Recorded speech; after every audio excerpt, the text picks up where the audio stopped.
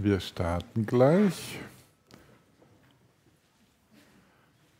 Frank, kannst du mir auf dem Bildschirm den oberen Balken wegmachen, indem du aufs OK klickst? Danke.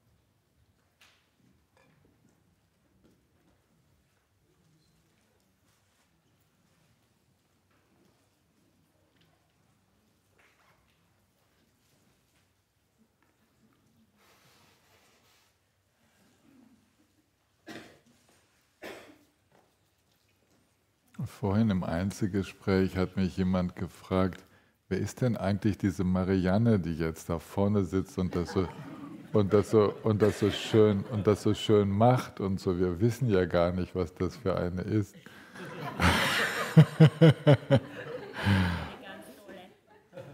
Und ja, Marianne ist eine Praktizierende, die ihren Weg ohne diese 3 Jahresretreats gegangen ist, die jedes Jahr mindestens einen Monat so Retreat gemacht hat und mehr, sich immer wieder losgeeist hat, war Lehrerin, Musiklehrerin und wir sind uns wohl begegnet, das muss Mitte der 90er Jahre gewesen sein, also 95 vielleicht, so 95 und seither haben wir dieses enge Band und sie ist eine Dharma-Lehrerin, die die Gruppe in Graz leitet. Sie würde das nie von sich selbst sagen. Ich will sie auch mit nichts, was ich jetzt sage, irgendwie in Verlegenheit bringen. Auf jeden Fall halte ich ganz große Stücke auf sie.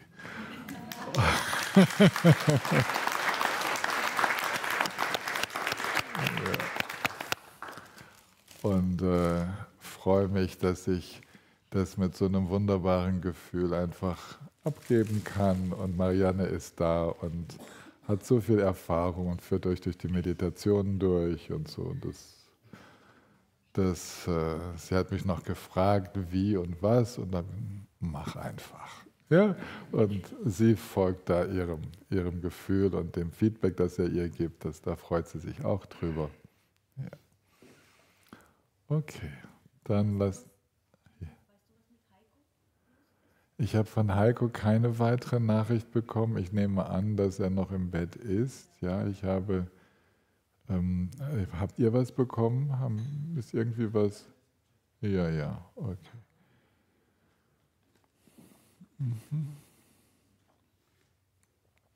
Dann lasst uns heute Morgen jetzt nicht das Tara-Mantra, sondern das Chenrezi-Mantra singen als Zuflucht und zum Entwickeln von Bodhicitta.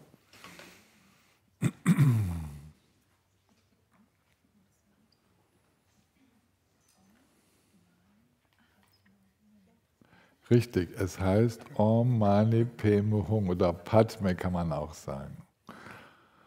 Om Mani Padme Hum, Om Mani Padme Hum, Om Mani Padme Hum, Om Mani Padme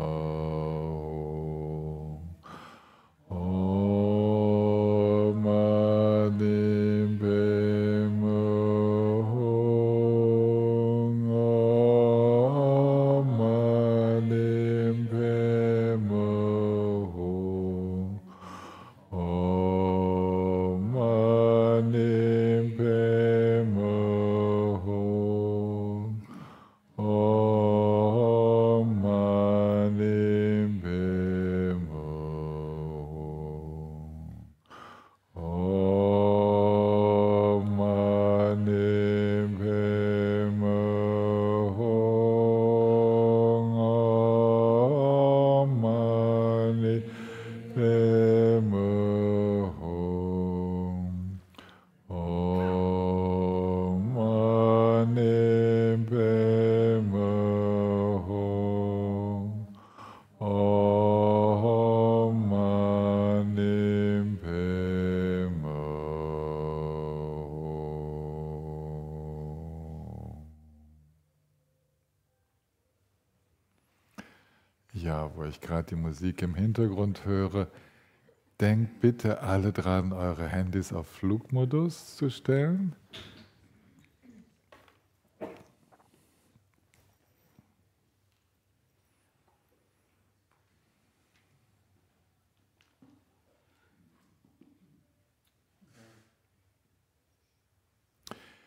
Ihr habt das Skript ja ein wenig vor dem Kurs schon bekommen und ihr merkt, wie wir da so unterwegs sind. Ich wiederhole so ein kleines bisschen. Es geht um die Einbettung.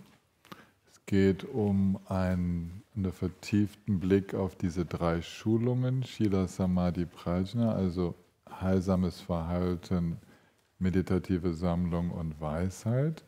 Wir haben uns mit dem Thema des heilsamen Verhaltens befasst und sind so weit gekommen, dass wir sagen können, eigentlich sind all diese Regeln, all diese Leitlinien, denen wir da begegnen, Ausdruck von Bodhicitta. Sie alle helfen uns, das Bodhicitta wach zu halten und es zu stärken. Und ja, wir können uns auf diese Regeln ganz gezielt einlassen und sie auch als Gelübde nehmen. Darüber habe ich auch gar nicht gesprochen. Das ist einfach eine Möglichkeit und es ist aber auch irgendwie eine Selbstverständlichkeit, dass wir, wenn wir diese Herzensenergie freisetzen, dass wir so respektvoll und heilsam unterwegs sind. Mit uns selbst und mit allen anderen. In diesem respektvollen, heilsamen Wir-Modus, in diesem Verbundensein mit allem. Und was es möglich macht, so über Bodhicitta zu sprechen, wie wir das gestern getan haben, ist, dass wir eigentlich das alles schon in uns tragen. Ja, und das war die Erklärung zur Buddha-Natur. Natürlich habe ich nur die Essenz nochmal zusammengefasst und nicht ausführlich die Unterweisung dazu gegeben. Da könnt ihr zur Buddha-Natur könnt ihr im 1. Kapitel von Gampopa nachschauen und ich sollte auch, muss mal schauen, welche deutsche Übersetzung es gibt, vielleicht weiß es jemand ja auswendig, das Uttara Tantra Shastra, das Gyulama. Gibt es da schon von Karl Brunhölzl eine deutsche Übersetzung? Noch nicht, ne? Dann schreibe ich wenigstens die englische rein. Gibt es sonst eine Übersetzung? Weiß jemand was? Ha? Ah ja, Manjugosha Sangsakhyensa. Also das ist nämlich dieses Uttara Tantra Shastra, ist kein Tantra, sondern eine Erklärung zur Buddha-Natur. Und das ist natürlich das große, ausführliche Werk.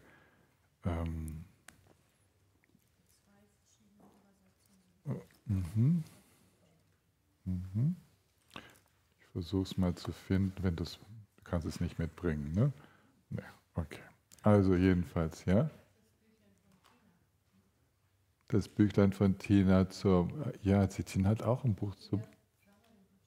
Richtig, Shama Rinpoche Buddha Natur. Genau, haben wir ja sogar im Verlag, oder?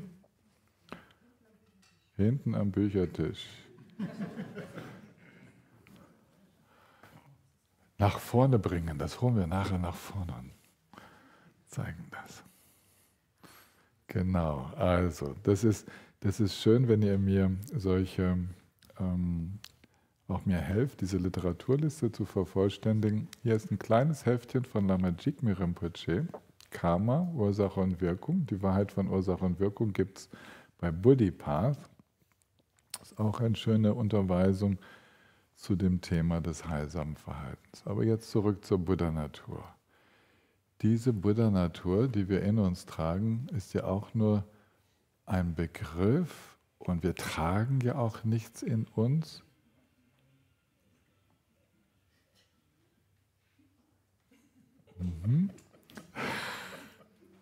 sondern es sind Kräfte in uns aktiv, die nicht verschwinden, sondern immer stärker werden, wenn wir uns entspannen. Um die geht es. Ja, sind Qualitäten oder Kräfte. Also diese Unterweisung über Tathagata Garbha, über die Buddha-Natur, die ist entstanden durch das Beobachten von Menschen. Also es gibt bei uns Menschen, gibt es jede Menge Verhaltensweisen und Muster, die wegfallen, die sich auflösen, wenn wir ins vollkommene Erwachen eintreten. Ja, das war so die Beobachtung, was passiert eigentlich mit Arhats, wie ist es mit dem Buddha, wie ist das mit den großen Bodhisattvas. So, vieles fällt weg. Das, was wegfällt und sich auflöst, kann nicht zu unserer Grundnatur gehören.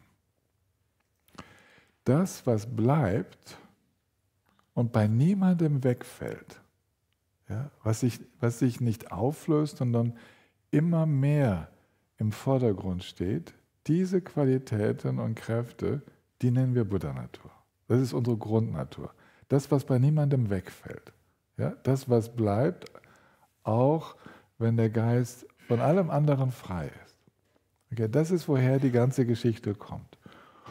Und alle berichten, dass sie nichts getan haben, damit das entsteht. Ja, alle berichten, dass das von selbst da ist und sich immer zeigt, wenn der Geist sich, also der Herzensgeist sich öffnet. Und das ist diese wunderbare Entdeckung von dem, was immer da ist, als Basis unseres Seins, als Grundnatur unseres Seins. Das hat dann den Namen Tathagata Garbha bekommen, Buddha-Natur, auch Sugata Garbha genannt, der Same, der zur Freude gegangenen Sugata statt Tathagata, die in der Soheit aufgegangenen. Also, das ist mir nochmal ein Anliegen,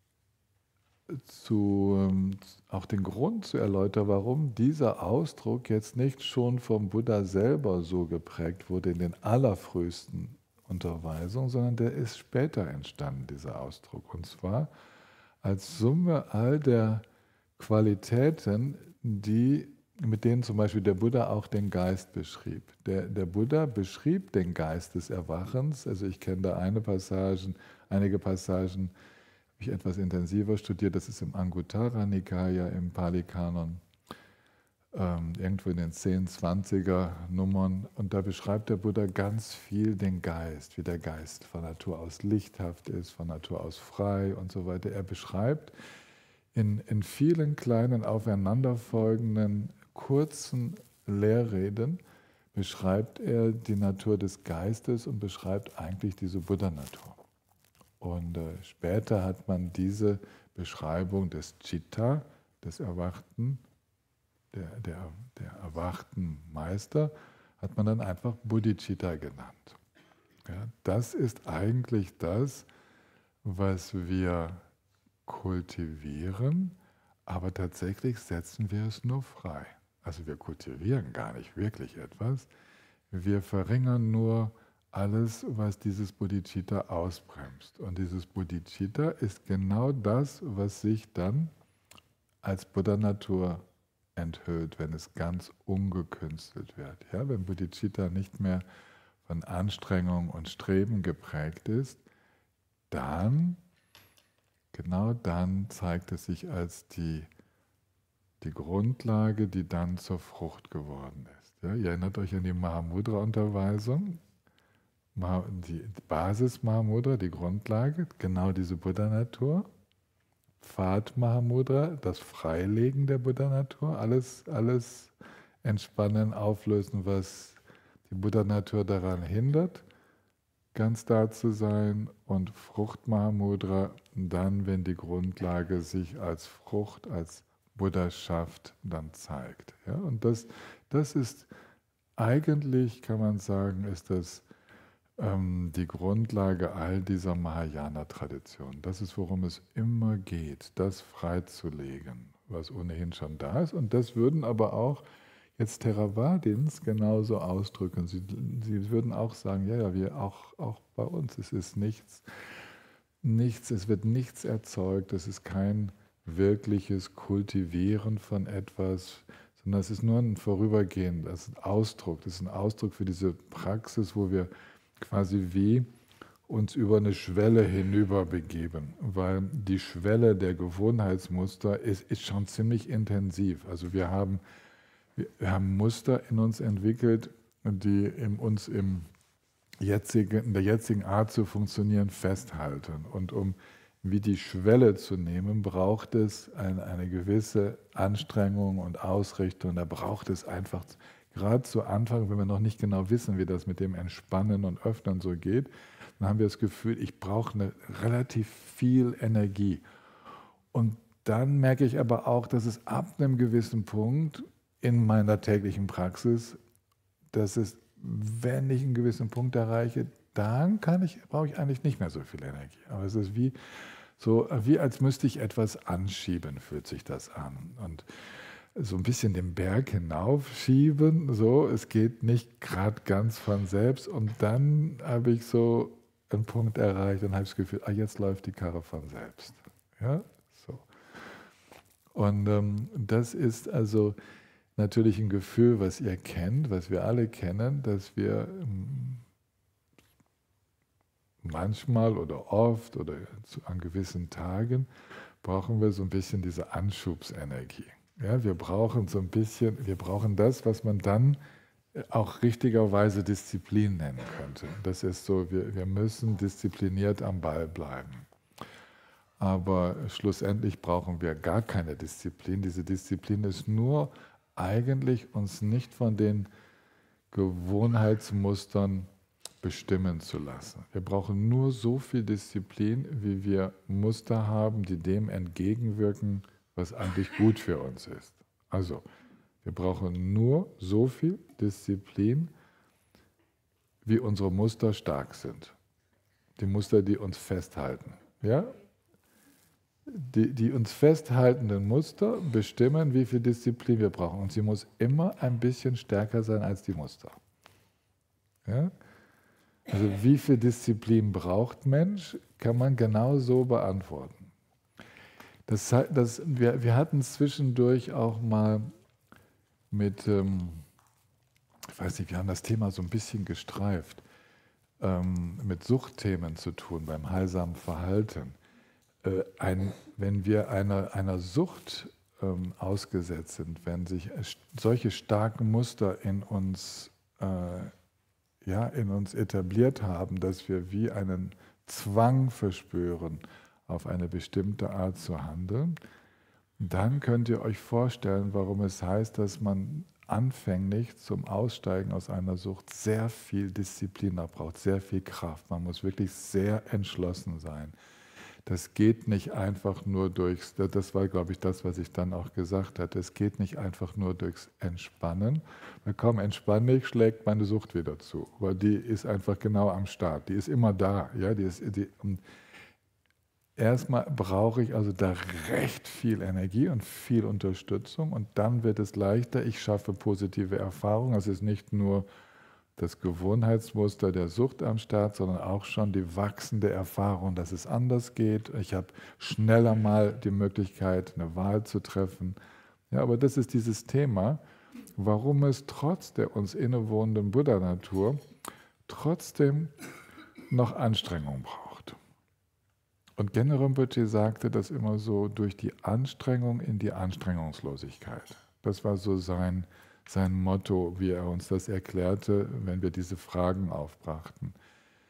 Ja, es braucht genau diese, es braucht Anstrengung immer dann, wenn es nicht von selbst geht, weil anderes in mir gerade so aktiv ist, dann brauche ich diese Energie. Und dann scheut euch bitte nicht, denkt nicht, dass ihr dann etwas falsch macht, dass ihr dann plötzlich irgendwie sagt, jetzt verrate ich meine Mahamudra-Praxis oder ja, jetzt bin ich irgendwie wohl einfach wieder, was mache ich denn jetzt wieder? Jetzt sitze ich wieder irgendwelchen Mustern des Wollens auf. Das ist die richtige Form des Wollens. Ja? Der Wunsch und das Streben tatsächlich nach dem Heilsamen. Und dann fragten wir Genren Rinpoche natürlich auch, aber das ist doch genau diese Ich-Bezogenheit. Ich will erwachen. Sagt er, ja, das ist schon so. Wir können das einfach mal das Dharma-Ich nennen. Ja? Wir brauchen erstmal ein Dharma-Ich, um das gewöhnliche Ich ein bisschen in den Hintergrund treten zu lassen. Und das Dharma-Ich muss schon den Ton angeben. Ja? Das Dharma-Ich sagt schon, wo die Musik spielt. Und dann aber tatsächlich, sobald wir diese Punkte erreicht haben, wo wir in das Anstrengungslose kommen, sofort lösen wir auch jegliche Identifikation mit diesem Dharma-Ich auf. Ja? Das ist ja etwas, was wir bewusst ankurbeln, weil so das, was wir Dharma-Ich nennen, das ist die Summe der heilsamen Gewohnheitsmuster. Also der Muster, die uns im Moment noch gut tun. Ja? Aber es sind halt auch Muster. Und ich habe das Muster, mich morgens hinzusetzen zur Praxis. Und da lasse ich auch so schnell nichts dazwischen kommen. Ja? Versteht ihr? Und das ist gut, das ist mein Dharma-Ich. Ja? Und ich will das nicht abschaffen, bevor die anderen Muster auch abgetreten sind, weil das ist irgendwie die Garantie, dass ich auf dem Kurs bleibe. Versteht ihr? Wenn die anderen alle schön entspannt sind und der Geist im Heilsam unterwegs ist, im Buddha-Natur ganz aktiv, brauche ich das Dharma-Ich schon längst nicht mehr. Okay? Versteht ihr? Es ist nicht jetzt, dass irgendjemand denkt, es gäbe das Dharma-Ich. Es ist einfach die Summe der heilsamen Muster, der Identifikationen auch, die mir gut tun. Ich bin so ein bisschen identifiziert damit, vielleicht ein Dharma-Praktizierender zu sein. Vielleicht, also wenn ich zurückdenke, sehe, was ich so früher alles gemacht habe, ich war ziemlich identifiziert damit, Buddhist zu sein.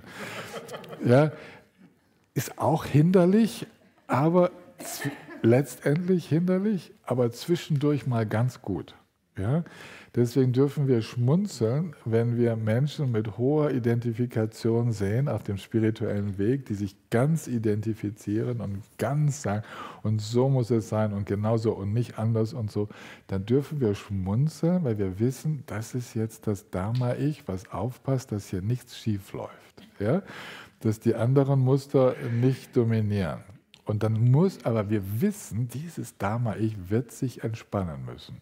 Alles, was da sektiererisch ist, muss sich entspannen, weil sonst kann sich Bodhicitta nicht zu allen Lebewesen gleichermaßen hin öffnen. Es kann keine Identifikation übrig bleiben, weil niemand schlussendlich Erleuchtung erreicht. Die Identifikation ist ja mal futsch dann. Ja? Es ist ja keine Erfahrung von einem Dharma-Ich, was dann irgendwann mal die Buddha-Krone aufgesetzt bekommt.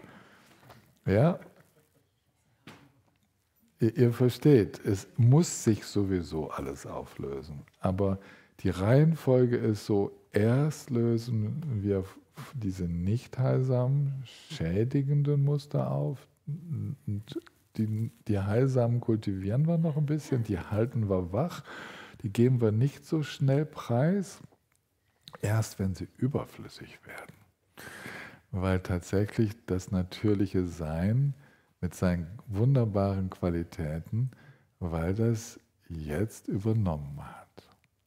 Ja? Versteht ihr? Das ist so der Prozess. Das ist, worin wir unterwegs sind. Und die Unterweisungen zu Ursache und Wirkung, zu Heilsamen, zum Kultivieren von Bodhicitta, immer schön die Gebete machen und Zuflucht und Bodhicitta und die 4 Unermesslichen und so und dann widmen zum Schluss. Das ist alles, das sind diese heilsamen Muster, okay?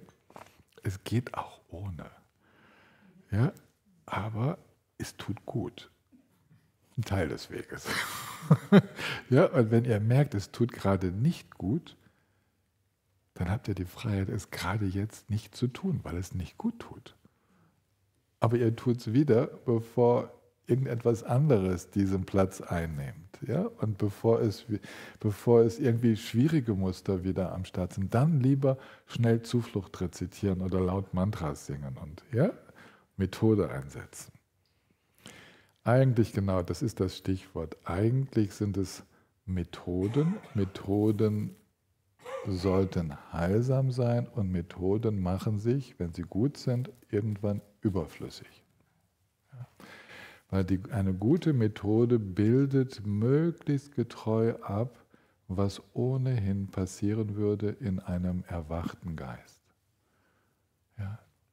Also wenn sich, verzeiht, wenn ich immer wieder den Gendün nehme, den kannte ich halt gut, aber wenn sich so ein Gendün oder auch ein Shamarinpoche oder ein Karmapa oder ein Jigme oder auch Dzongtsa Khyentse und so weiter, wenn die sich hinsetzen und eine Dharma-Unterweisung geben, dann würden wir vielleicht denken, die brauchen ja gar keine Zuflucht zu nehmen, aber es ist das Natürlichste der Welt, sich hinzusetzen und sich zu verbinden. Das passiert dann nämlich automatisch, und zwar sich zu verbinden mit allen Erwachten, die vorher schon da waren und den Weg jetzt aufgezeigt haben und woher dieses ganze Wissen kommt und die Übertragung geben und sich verbinden mit allen Lebewesen. Und aus dieser Verbindung mit allem Erwachten und noch nicht so ganz Erwachten, aus dieser Verbindung fließt dann die Dharma-Unterweisung. Deswegen ist es ohnehin selbstverständlich, sich so zu verbinden. Und dann hat dieses Selbstverständliche Ausdruck gefunden in Gebeten, in Methoden, ja, wie man das so machen kann. Und wir benutzen also hier so eine Zufluchtsformel, die Atisha gerne benutzt hat und so. Ja, es hat so seinen Ursprung, wo diese Gebete herkommen. Das ist in Methode geronnene Erfahrung. Und wenn wir die Erfahrung spüren, dann können wir uns auch ohne Worte und ohne Methoden verbinden und dann diesen ganz natürlichen Weg gehen, wie sich der Weg von innen her zeigt. So. Und jetzt leite ich über zu dem Thema von heute Morgen, und zwar die Stütze des Erwachens, die Basis des Erwachens. Wir gehen nochmal zurück in Kapitel 2 vom Gampopa, das kostbare Menschendasein. Da werden also Geistesströme, die eigentlich, wenn sie entspannt wären, diese Grundnatur haben, die wir Buddha-Natur nennen, da werden Geistesströme in einen menschlichen Körper hineingeboren. Ja, also da findet eine Entwicklung statt vom Embryo und irgendwann sind wir dann als Babys auf die Welt gekommen und jetzt sitzen wir hier als Erwachsene und irgendwann danken wir wieder ab. Und dieser Körper wird wieder zur Erde. Und aus Dharma-Sicht heraus, also aus Sicht der Erwachten, ist es dann so, dass eine unglaubliche Dankbarkeit entsteht dafür, diese Chance zu haben und gehabt zu haben, dank dieses Menschenkörpers so viele Dinge erfahren zu haben, die schlussendlich alle förderlich waren auf dem Weg in dieses Erwachen hinein. Zum Beispiel ist die Erfahrung der Abhängigkeit zu Anfang und am Ende des Lebens ist unglaublich wichtig, um nicht ganz so stolz zu sein. Es ist unglaublich wichtig, dass wir, auch wenn wir Erwachsene sind, immer noch so abhängig sind von anderen. Wir können ja gar nicht alles alleine machen. Wir sind immer abhängig davon, dass wir zusammenarbeiten.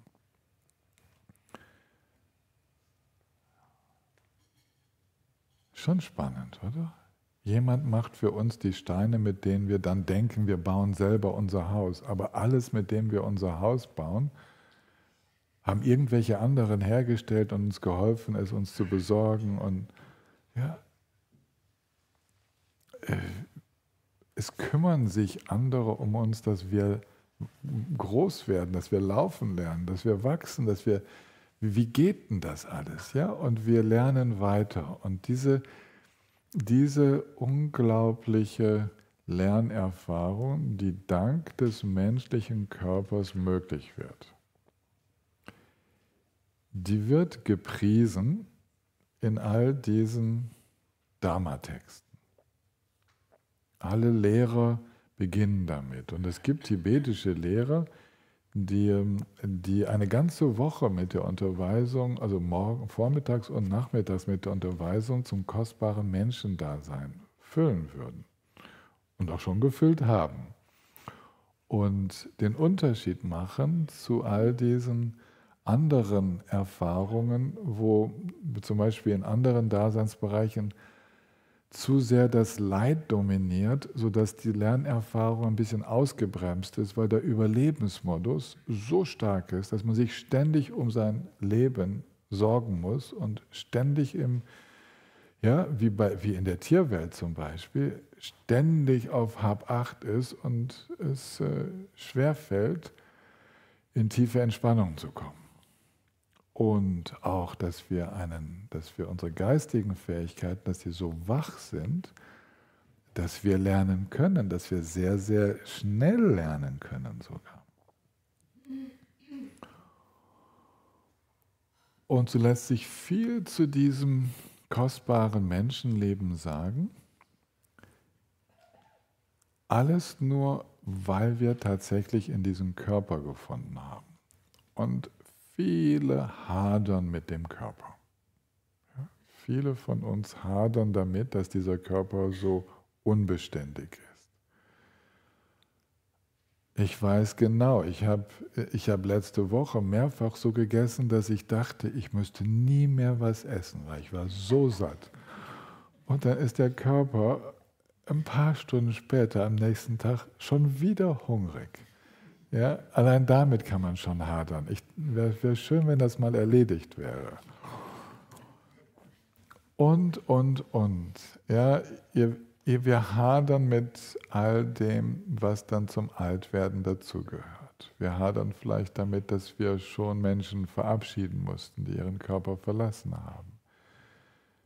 Wir hadern damit, dass die nicht mehr zurückkommen. Was auch immer. Körperliche Existenz ist herausfordernd. Und viel mehr noch in früheren Zeiten als heute. Viel mehr noch. Kälte und Hitze sind wir recht gut geschützt. Hunger und Durst gehören nicht in unserem Kulturkreis jetzt zur Tagesordnung. Gibt aber welche, die das erleben. Es gibt welche, die unter der Brücke schlafen, auch im Winter. Es gibt viele Krankheiten, die wir haben können.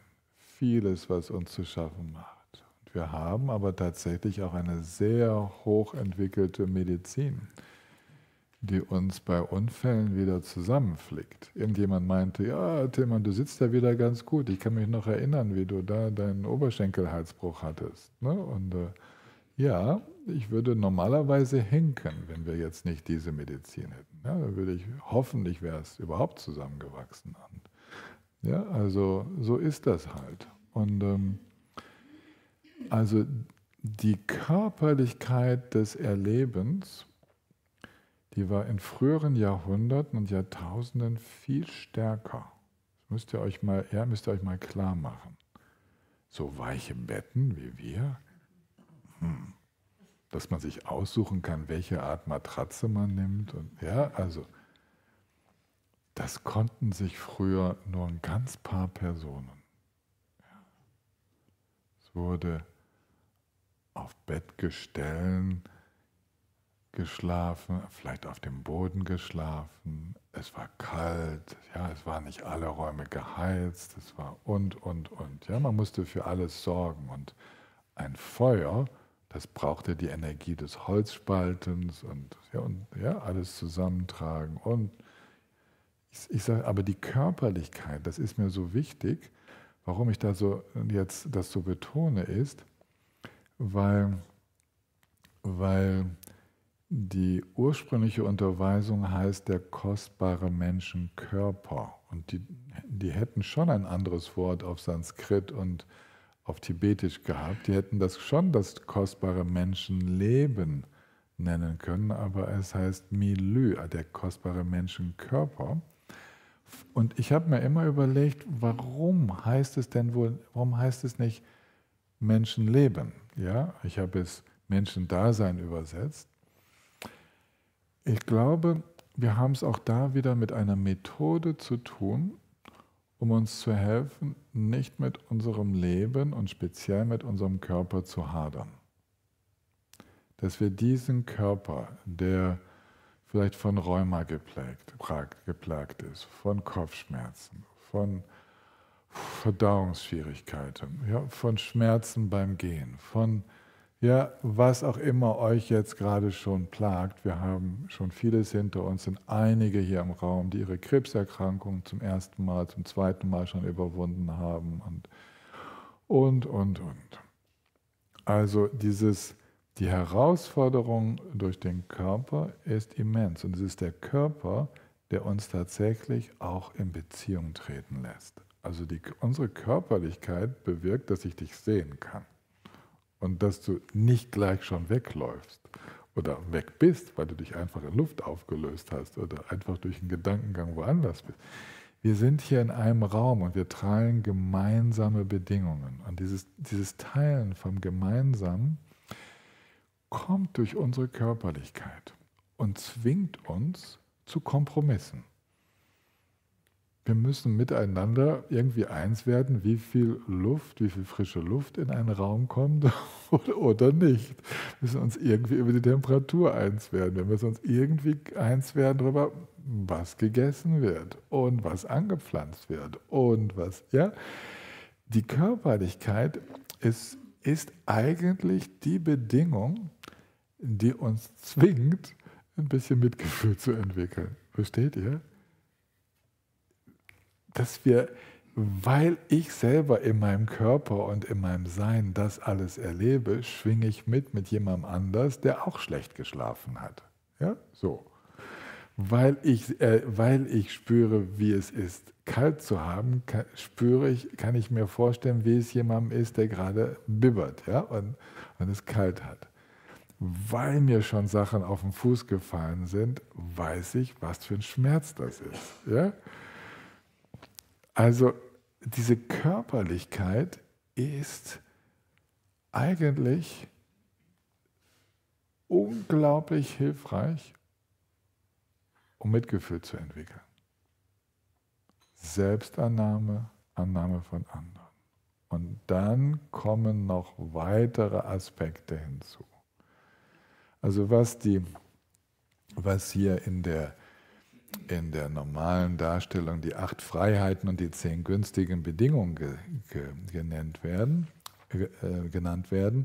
also dass wir nicht als Tiere geboren wurden und davon frei sind, dass wir nicht unter den Göttern geboren wurden und davon frei sind, also diese Freiheiten und dass wir die Freiheit haben, tatsächlich zu reflektieren und dass wir so auch die günstigen Bedingungen dann haben, dass wir der Lehre begegnen können, dass es unter den Menschen eine Übertragung von Wissen gibt, von Weisheit.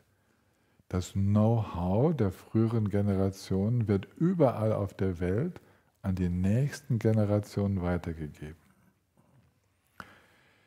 Nicht nur Wissen, auch Vorbild, wie man es macht, wird vorgelebt, es wird gezeigt, es wird uns, wir werden bei der Hand genommen, wir können mit denen, die unsere Eltern sind, Mütter, Väter, wir Wir können mit denen die Welt erkunden und dann haben wir noch andere Freunde aus dem Dorf, dann haben wir Lehrer in der Schule und so weiter. Wir haben Menschen, mit denen wir groß werden, auch in Städten und wir erkunden die Welt zusammen. Jeder bringt das ein, was er an Erfahrung hat. Also eine Übertragung von menschlicher Erfahrung und Wissen. Und das findet auch in der Peergruppe statt, also unter Gleichaltrigen. Jeder bringt was ein, jeder bringt was mit. Und dadurch lernen wir. Und das, was dann ein Menschendasein, also ein Dasein in diesem Körper so besonders kostbar macht, das ist, dass es eine Überlieferung, eine Übertragung gibt, ein Wissen darum, wie frei wir sein können, wie unbeschwert, wie liebevoll, wie fürsorglich. Es gibt Erfahrung zu dem, wie wir eigentlich sind, wenn wir unbelastet sind, unbesorgt. Und es gibt eine Übertragung, eine Weitergabe, eine Tradierung, ja, das ist, womit wir es zu tun haben, eine Weitergeben von diesem Wissen, wie man dahin gelangen kann, also der Weg. Und das ist, was zu den 10 günstigen Bedingungen gehört. Es gab nicht mal nur so einen Weg, den mal ein Buddha oder andere Erwachte gelehrt haben. Er ist sogar noch erhalten bis heute. Und es gibt sogar heute noch Praktizierende, die den leben, diesen Weg. Und die Vorbilder sind. Und die uns sogar darin unterstützen, diesen Weg zu gehen. Ja? Das ist unglaublich, was da für günstige Bedingungen zusammenkommen. Und da wir alle hier sitzen, kommen bei uns gerade all diese 8 Freiheiten und 10 günstigen Bedingungen zusammen. Die sind alle da. Und jetzt legt Gampopa nochmal, also in der Nachfolge von Atisha und den indischen Meistern, legt er den Finger auf das Ja, das alles ist da. Und was bewirkt jetzt, was macht es möglich, dass jetzt das Feuer der Begeisterung entstehen kann, den Weg tatsächlich auch zu gehen? Was lässt den Funken überspringen? Was führt dazu, ja, dass es sich entzündet und sagt, das ist das Vertrauen. Ja? Und das ist das Wesentliche, was das Menschendasein, was diese Existenz in diesem Menschenkörper mit all den wunderbaren Bedingungen, was dann wirklich das so kostbar macht, ist, dass es Begegnungen gibt mit dieser kostbaren Weisheit, die mitfühlend weitergegeben wird über das völlige Freisein. Und dass in dem Moment, wo diese Begegnung stattfindet, Vertrauen da ist. Genug Vertrauen, sodass der Funke überspringt, ja? Dass ich mehr wissen will und mich darauf einlasse und dranbleibe. Ja? Das ist die Kraft des Vertrauens. Also Vertrauen, dass es möglich ist, dass es einen Weg gibt, dass ich in der Lage bin, diesen Weg zu gehen.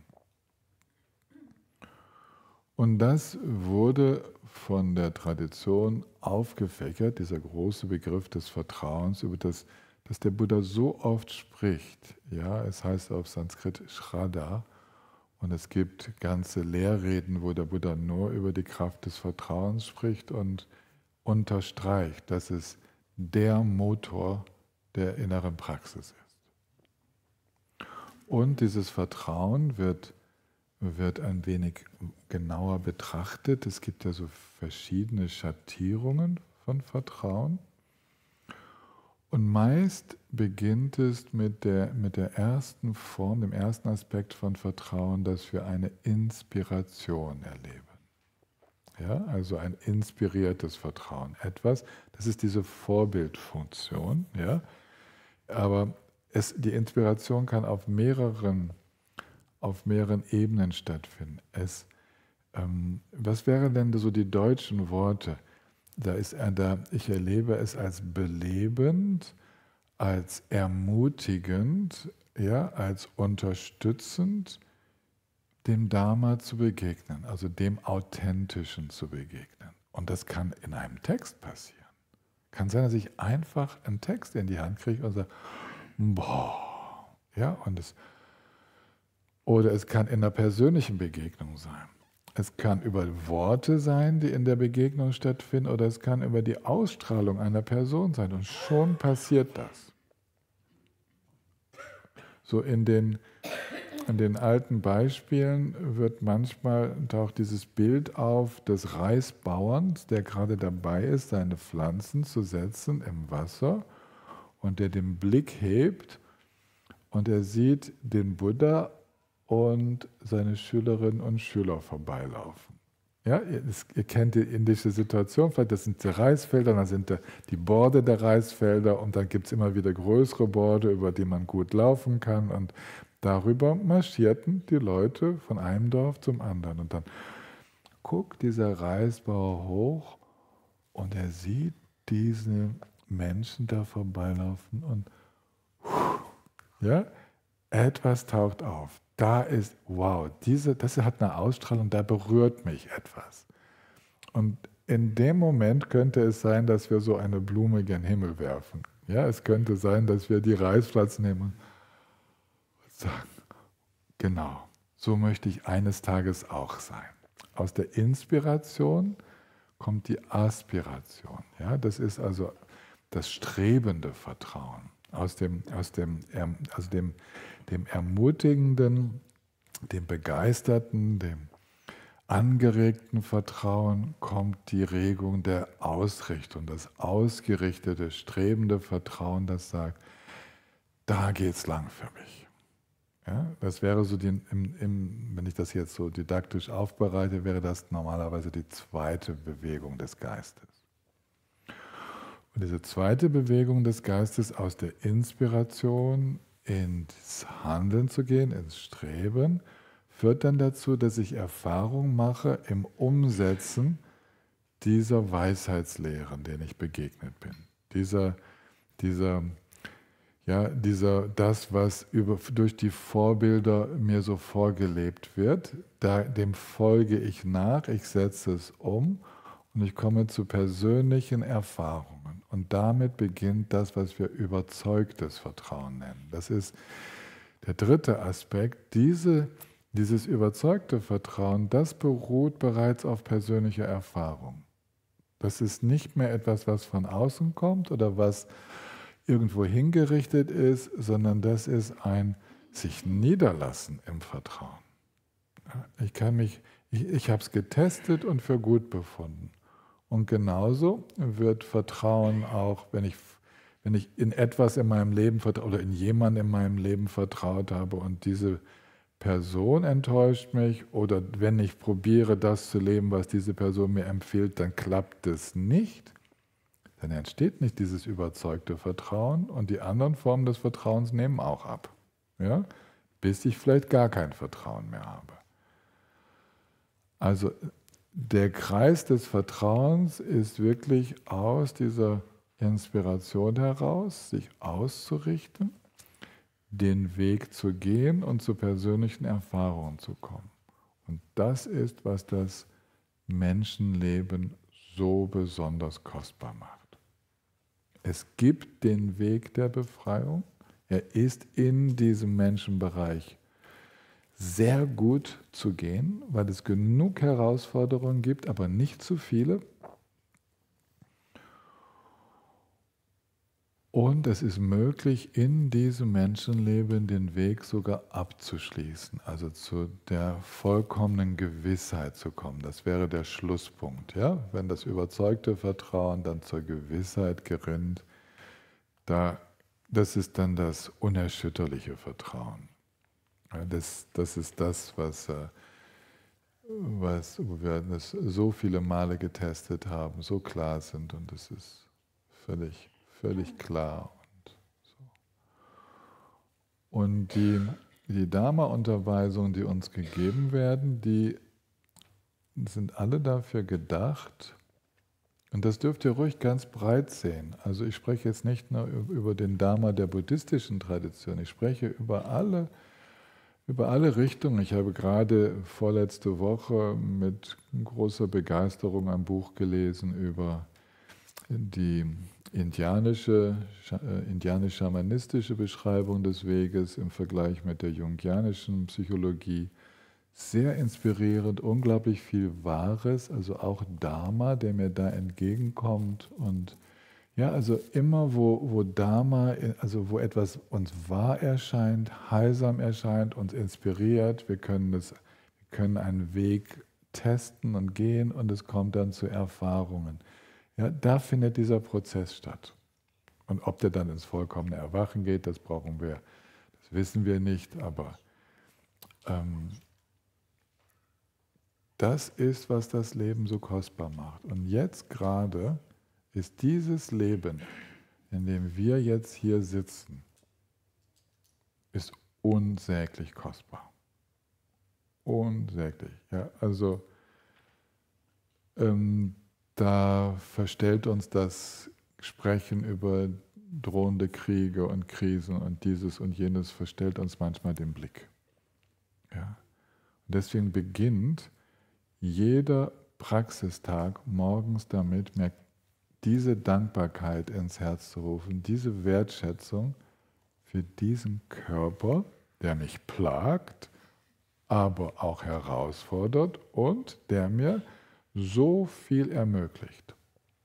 Der gibt mir, dieser Körper ist der Anker, mit dem ich in dieser Welt bin. Ich kann mich nicht so einfach rausbewegen aus Situationen. Ich kann nicht so leicht flüchten. Ich muss bleiben. Auf diesem Planeten zum Beispiel. Ja? Ich kann versuchen, nach Neuseeland zu flüchten oder vielleicht habe ich inzwischen auch was Besseres gefunden, aber diese ganzen Südseeinseln werden ja auch bald überschwemmt. Also irgendwie, mit dem Flüchten, das klappt nicht so ganz. Überall begegne ich wieder meiner Körperlichkeit. Und ich begegne wieder meiner Abhängigkeit von Bedingungen, von anderen, von Klima, und darin lerne ich, und das schätze ich als Dharma-Praktizierender, es ist sehr empfohlen, dass wir das jeden Morgen wertschätzen.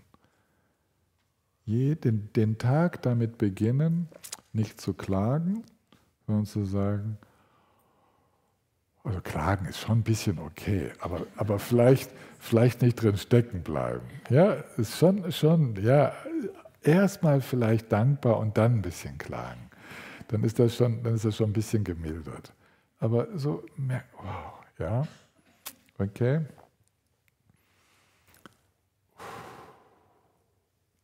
Danke. So, danke für all das, was hier möglich ist. Und mit dieser, deswegen nennt es Gampopa nennt es die Stütze, die Basis, weil wenn wir das nicht hätten, dann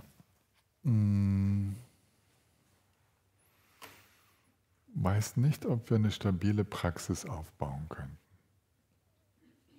Stellt euch vor, ihr wärt so ein Geistwesen, so ein Engelchen oder so ein Teufelchen oder sowas. Also irgendwie so ohne diesen Körper. Wisst ihr, wie schwierig das ist, eine stabile Praxis aufzubauen? Sich immer wieder zu erinnern, es ist nicht unmöglich. Aber es ist gut, so einen Anker zu haben. Ja, finde ich sehr, sehr gut. Und ich will nicht behaupten, wie das meine tibetischen Lehrer getan haben, dass das die beste Situation ist. Dass es gar keine bessere Situation im Universum gibt, weil ich habe keinen Weitblick. Ich kann das nicht überblicken, was es im Universum noch alles für Situationen gibt. Aber ich habe diese Behauptung gehört, dass das Menschendasein die beste Bedingung wäre. Ich sage mir, nicht nur gut genug, sondern sehr gut. Ja, eine sehr gute Bedingung und ich will sie gut nutzen. Und was diese Unterweisung bei buddhistischen Meistern meistens abschließt, ja, ist so eine kleine Warnung, hey, glaub nicht, dass du diese Bedingung so leicht wiederkriegst. Glaub nicht, dass, vor allen Dingen, wenn du sie jetzt nicht wirklich nutzt, dann ist das wie im Leben sonst auch, die Gelegenheiten, die man nicht nutzt, die kommen nicht unbedingt wieder. Und da weisen sie auch darauf hin. Also ein nicht so gut genutztes Leben, Menschenleben, ist nicht die Garantie, gerade wieder als Mensch wiederzukommen. Kann auch was anderes passieren. Und deswegen, ich meine, wir brauchen jetzt gar nicht so viel darüber zu spekulieren, wie wahrscheinlich oder unwahrscheinlich das ist. Deswegen ist es wichtig, einfach die Chance jetzt möglichst gut zu nutzen, damit uns alles offen steht, wenn wir diesen Körper verlassen.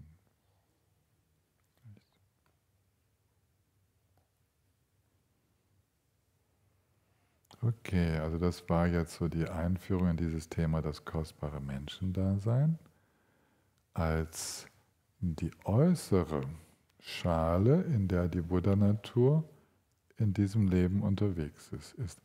Die Buddha-Natur ist sozusagen eingebettet in die körperliche Hülle und wir können schon sagen, ein bisschen vorausgreifend aus der Praxis, die Buddha-Natur durchdringt diese körperliche Hülle.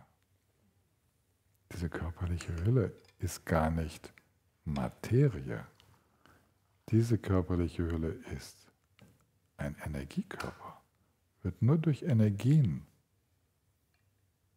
am Leben gehalten. Bewusstsein durchdringt diesen Körper.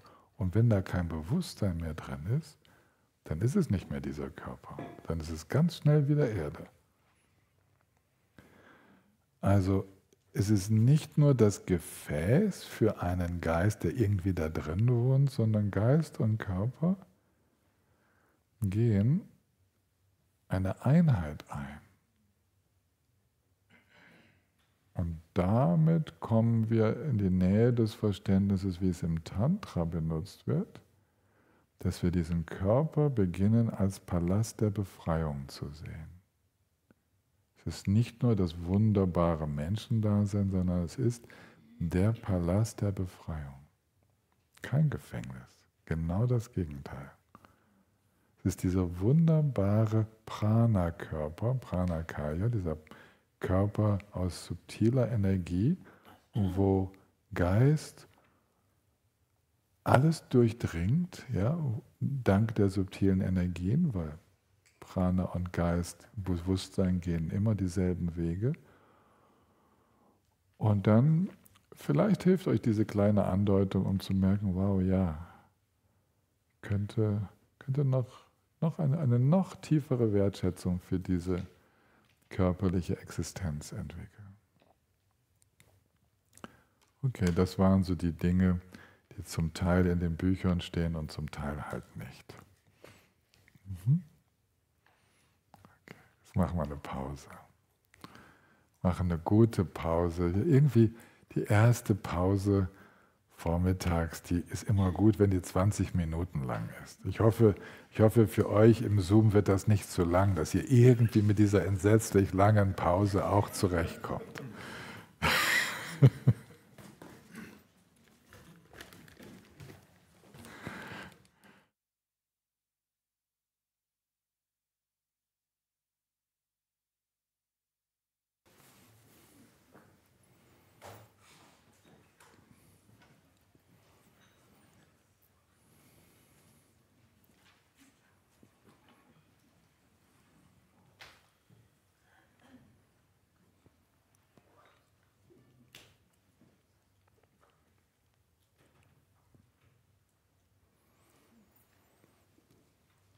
Das könnt ihr jetzt mit der Kamera wahrscheinlich kaum sehen. Das ist dieses wunderbare Buch über die Buddha-Natur.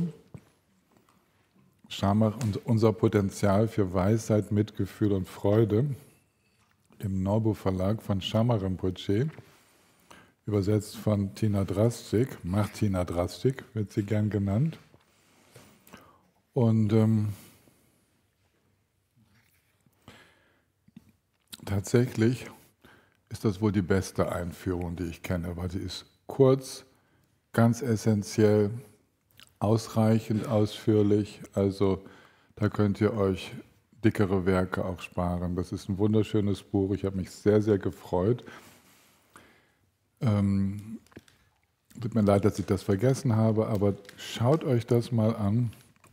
Ich habe es mit größter Freude gelesen, als bevor es dann bei uns im Verlag rausgekommen ist. Ja. Überhaupt alles, was die Martina Drastik so herausgibt, das hat eine ganz hohe Qualität. Also wenn ihr da mal hineinschauen könnt, auch in die Lichthaftigkeit des Geistes, wo sie einen Text von Jamgon Kongtrul Lodrö Tayut auch man könnte sagen, es ist auch zur Grundnatur des Geistes, aber da geht es um die Darstellung, wie man denn das versteht, dass sich alles selbst befreit, dass alles von leerer Natur ist und ob es aus sich heraus leer ist oder einfach nur leer von all dem, was dort nicht zu finden ist. Ja, also es ist ein hoch anspruchsvolles Buch, aber wen das interessiert, es sind in diesem Text von Jamgon Kongtrul mit den Erklärungen, die dann dazu gegeben werden, es sind mehrere Jahrhundert Philosophiegeschichte in Tibet sind da komprimiert. Und schaut mal rein, blättert es mal durch am Büchertisch, aber vor allen Dingen mal das dürfte eure Praxis wirklich sehr inspirieren. Ach so. Das ist die Lichthaftigkeit des Geistes. Aber das hatte ich euch, glaube ich, letztes Mal vorgestellt. Ne? Das war doch gerade dann frisch erschienen, wenn ich mich richtig entsinne. Ja. Ja, es ist eine große Freude zu sehen, wie sich der Norbu Verlag entwickelt. Der hat ganz schön Fahrt aufgenommen und das haben wir sehr der Tatsache zu verdanken, dass wir vor einem Jahr den Mut gehabt haben zu sagen, ja, wir machen nicht nur weiter, wenn wir anders als die anderen buddhistischen Verlage oder die Verlage mit buddhistischen Sparten, wenn wir überleben wollen, wenn es diese Bücher noch weiterhin geben soll, dann geht es nur, wenn wir noch professioneller das Ganze angehen. Also eigentlich geht es nur, wenn wir ein bisschen in die Ausweitung gehen. Ihr wisst ja, der Joy Verlag hat uns all seine buddhistische Sparte rübergegeben, unglaublich großzügig, deswegen liegen so viele Bücher des Joy Verlags bei uns und werden auch neu aufgelegt, insofern wir die Rechte haben. Der Theseus Verlag hat ganz dicht gemacht, ein anderer Verlag, dessen Namen ich jetzt nicht sagen möchte, hat uns schon kontaktiert, ob wir ihn nicht summa summarum übernehmen wollen, ein buddhistischer Verlag, weil es nicht weitergeht, es ist keine Nachfolge zu finden. Und wir sind eine kleine Gruppe von Lesern und Leserinnen. Eine Auflage verkauft nicht gleich mal so 8.000, 10.000, 15.000 oder so. Wir sind froh, wenn wir über mehrere Jahre hinweg 1.000 oder 2.000 verkaufen können. Aber die Herstellungskosten sind dieselben. Deswegen vor einem Jahr haben wir uns entschlossen, nicht nur weiterzumachen, sondern intensiver weiterzumachen. Und das war der Zeitpunkt, wo wir die Friederike eingestellt haben, die glücklicherweise jetzt gerade in den Raum kommt.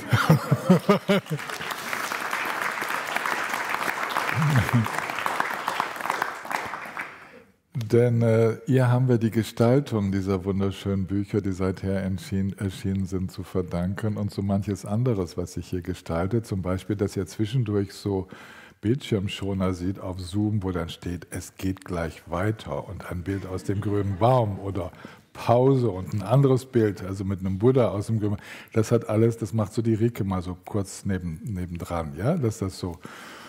Und wir sind also seit einem Jahr in dieser, wie soll man sagen, in dieser Ausweitung, Intensivierung und leben natürlich wie alle Verlage von dem Umsatz. Und deswegen mache ich immer wieder die Ankündigung, und der Umsatz, der an solchen Büchertischen stattfindet oder wenn ihr über die Webseite bestellt, der geht natürlich direkt in unsere Kasse, also abzüglich der Steuern. Aber alles, was ihr im Buchladen kauft, da sind natürlich dann 80% Abgaben. Ne? Da kommt wenig bei uns an. Aber wir sind in all den Buchläden ja auch vertreten. Und deswegen haben wir so Riesenfreude, dass jetzt Anja extra aus Mainz da ist und hinterm Büchertisch sitzt. Sie macht ja die da hinten, die da winkt, ja, die macht nämlich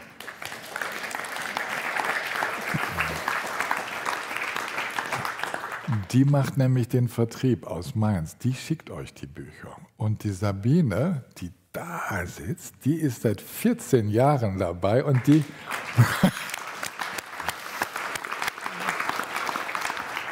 Die Sabine, die weiß, wie der Hase läuft. Sabine und Gerd Pixhaus, also die beiden haben zusammen den Norbu Verlag über all die Jahre geführt. Er war zwar irgendwie immer in meiner Verantwortung und ich habe nur dafür gesorgt, dass die Bücher kamen, ja? dass die Texte hereinkamen, weil irgendwie bin ich dann der Ansprechpartner und habe dann ausgesucht und so, aber die ganze Umsetzung, also Gestaltung, Vertrieb, Buchhaltung und so weiter, das war Sabine mit Gerd Pixhaus, der das ganze Layout gemacht hat. Gerd hat all das gemacht, was jetzt die Rike macht. Ne? Und das ist, wir haben jetzt gerade unser Verlagstreffen gehabt, ich bin extrem froh, wir sind ein starkes Team. Katja und Tobias, wir arbeiten dem Norbu Verlag ständig zu, wo immer es braucht, aber wir sind halt so das Team des Ekayana Institutes und das Norbu Verlag ist eine Sparte davon. Also, da drüben, ne, der Büchertisch. Oder die Webseite. Und die Webseite macht der Tobias gerade neu. Da kommt was richtig Schönes. Da kommt eine noch nutzerfreundlichere Webseite auf uns vor. Es ist viel Arbeit. Ne? Rieke und Tobias machen das, aber wird dann ganz schön. Kann nicht mehr lange dauern.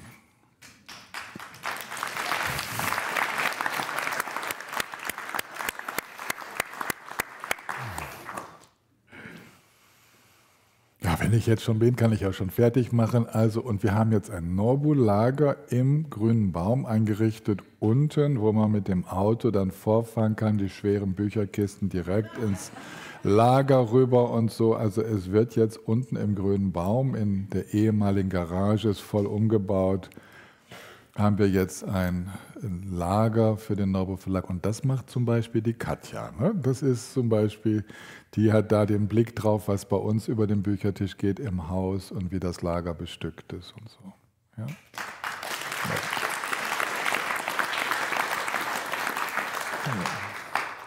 Okay, und jetzt meditieren wir, weil es so schön ist, mal ohne Worte zu sein.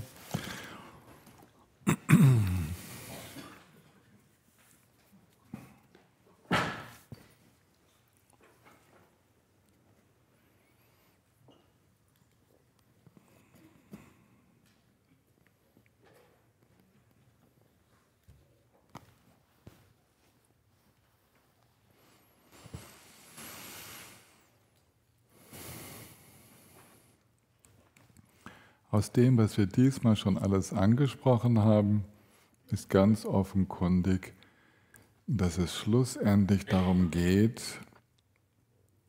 voller Vertrauen, also mit diesem überzeugten Vertrauen, sich in der eigenen Grundnatur niederzulassen, ja, sich darin aufzugehen.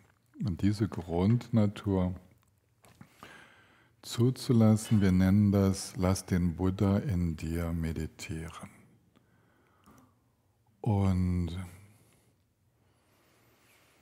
das werden wir jetzt auch so ein bisschen umsetzen. Wir lassen jetzt schon mal den Buddha in uns atmen. Wir lassen die Buddhi in uns den ganzen Körper spüren. während wir ein- und ausatmen. Und wenn wir so ein- und ausatmen, brauchen wir den Atem nicht zu verlängern.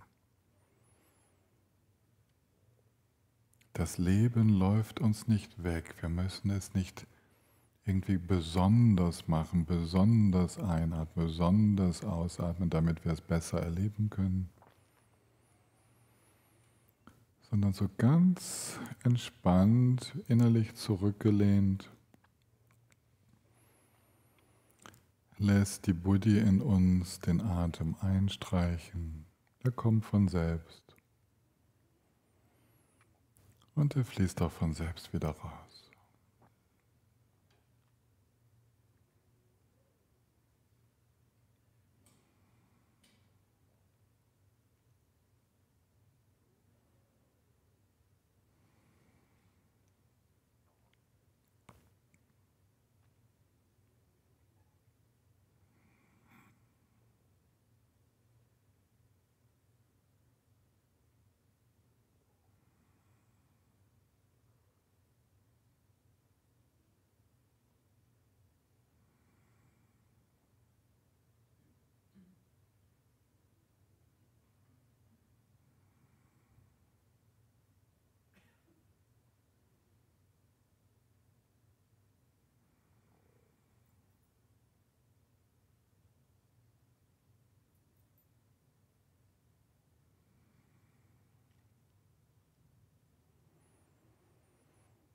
Es atmet,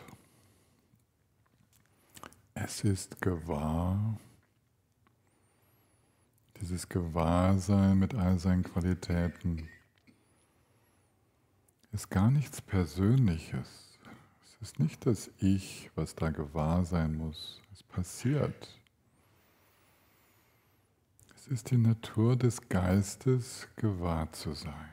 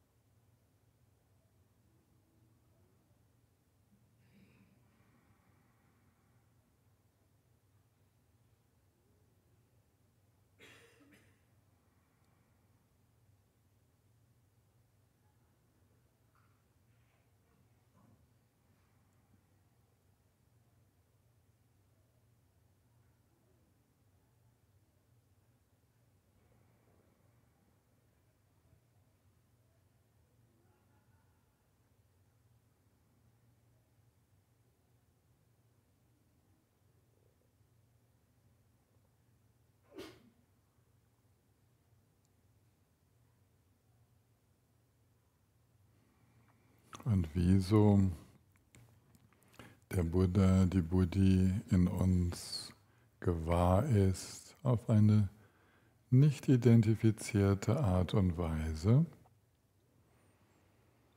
da entsteht ganz leicht dieses Verbundensein, dieses Gefühl, dieses Erspüren, mit allem verbunden zu sein.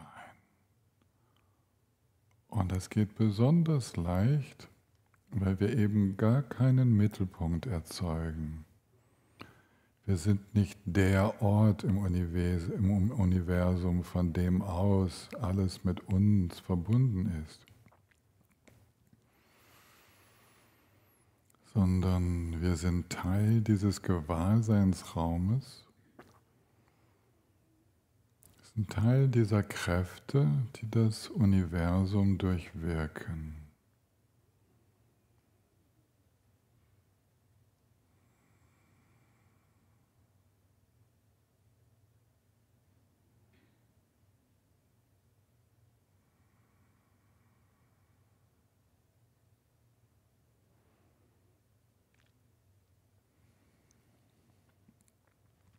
Unser Körper ist aus den Elementen dieser Erde entstanden.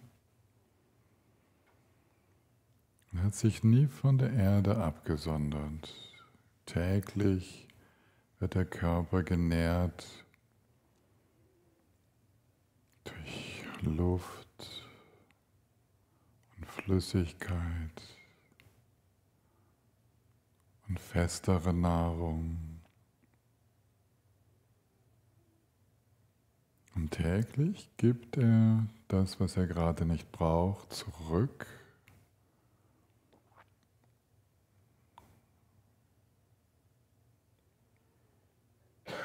Als Ausatmen, als Ausdünstung und Schweiß, in wässriger und in festerer Form.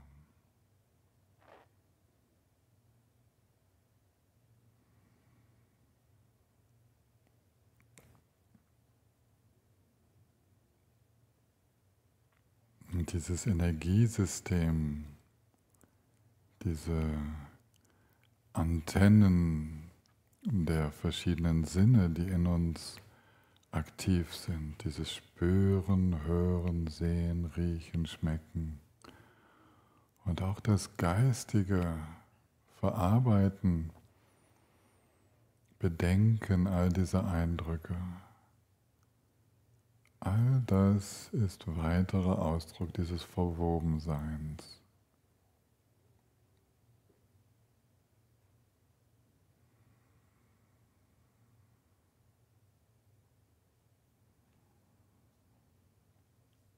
Wenn wir so als Buddha meditieren, braucht das eigentlich keinen bewussten Gedanken. Es ist offenkundig.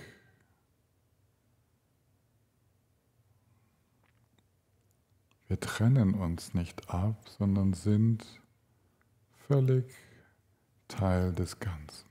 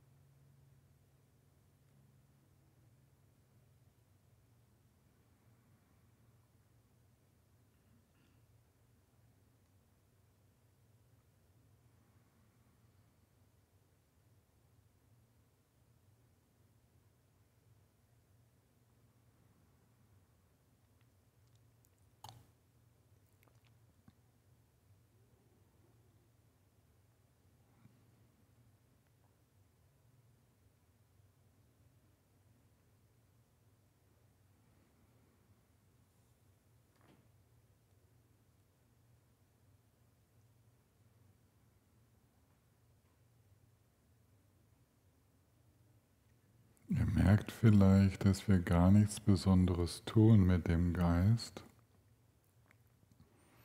Ich habe uns nur das natürliche Verbundensein in Erinnerung gerufen und die Tatsache, dass sich das alles von selbst vollzieht.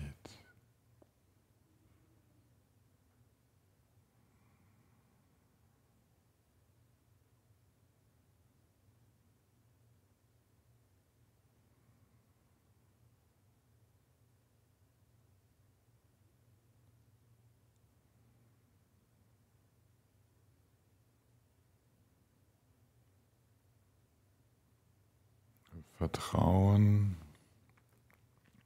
ins So-Sein.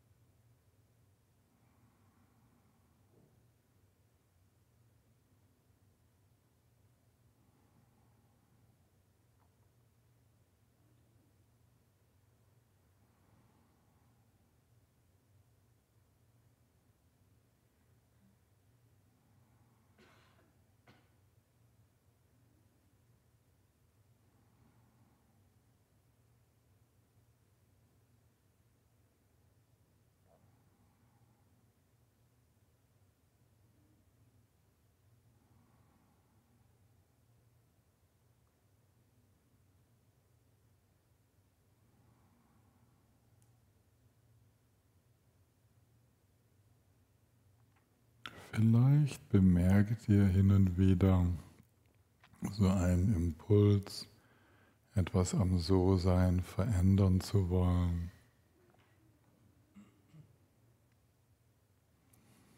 Meistens braucht es da gar nichts. Es reicht so ein wenig vielleicht statt der Entspannung die Öffnung zu betonen, um nicht so abzusacken. Ein bisschen mehr in die Weite, in die lichte Erfahrung zu gehen.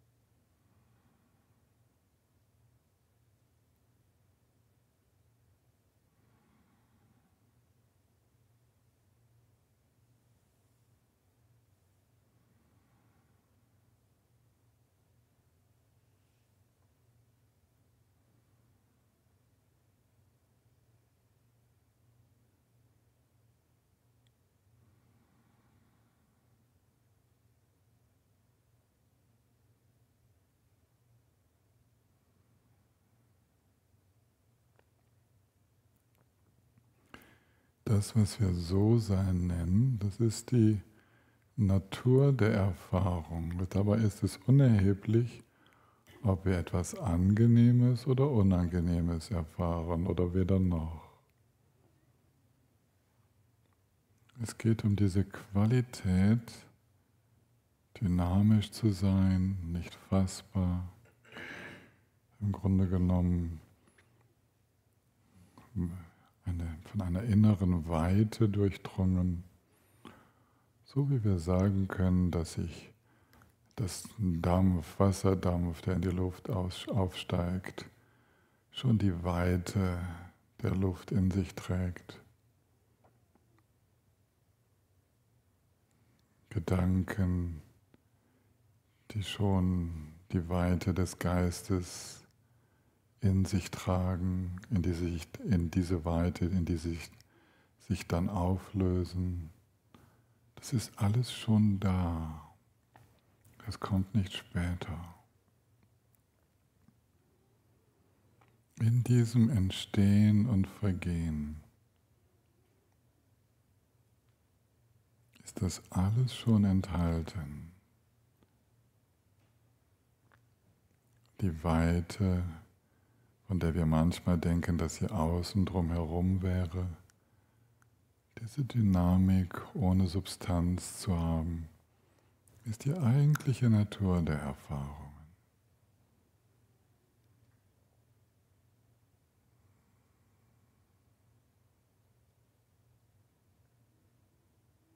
Es gehört auch zu dieser Natur der Erfahrung dazu, dass sie, wir könnten sagen, farbenfroh sind, dass sie verschiedenste Formen und Klänge zeigen,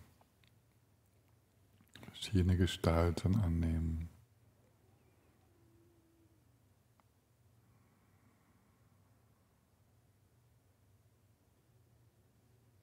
Wir nennen das den Tanz der Erscheinungen.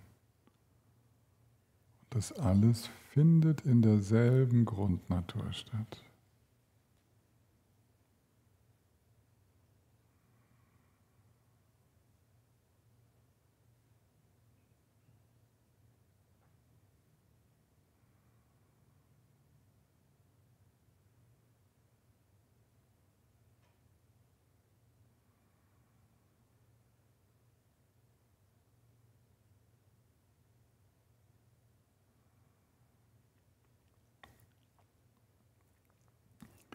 Das, worüber ich jetzt gerade spreche, ist das letztendliche Bodhicitta, der Geist des Erwachens in seinem letztendlichen Aspekt, dieses So-Sein, Tathata.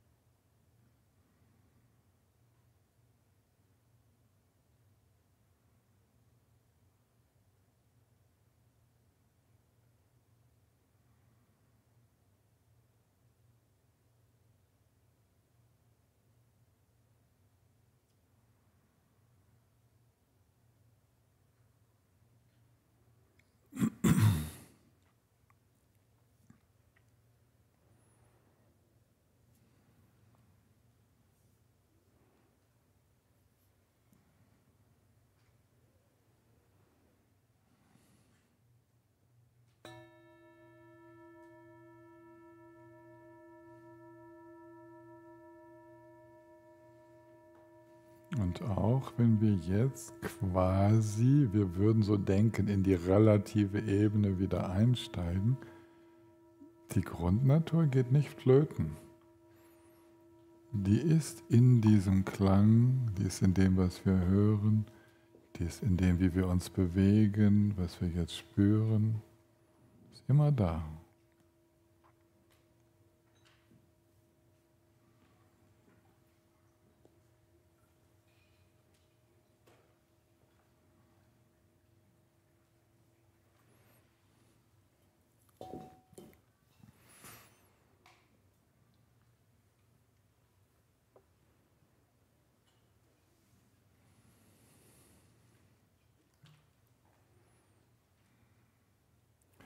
Wir machen noch einmal 5 Minuten stille Pause. Könnt ihr noch weiter meditieren, einfach damit wir nachher dann bis 1 Uhr durchgehen können. Also wir werden noch Fragen haben gleich, ich werde Fragen beantworten und noch ein bisschen Anstöße für die Gruppen geben, vielleicht noch ein paar Dinge zusätzlich erklären, aber nutzt diese Zeit, 5 Minuten, für das, was ihr gerade zu tun habt.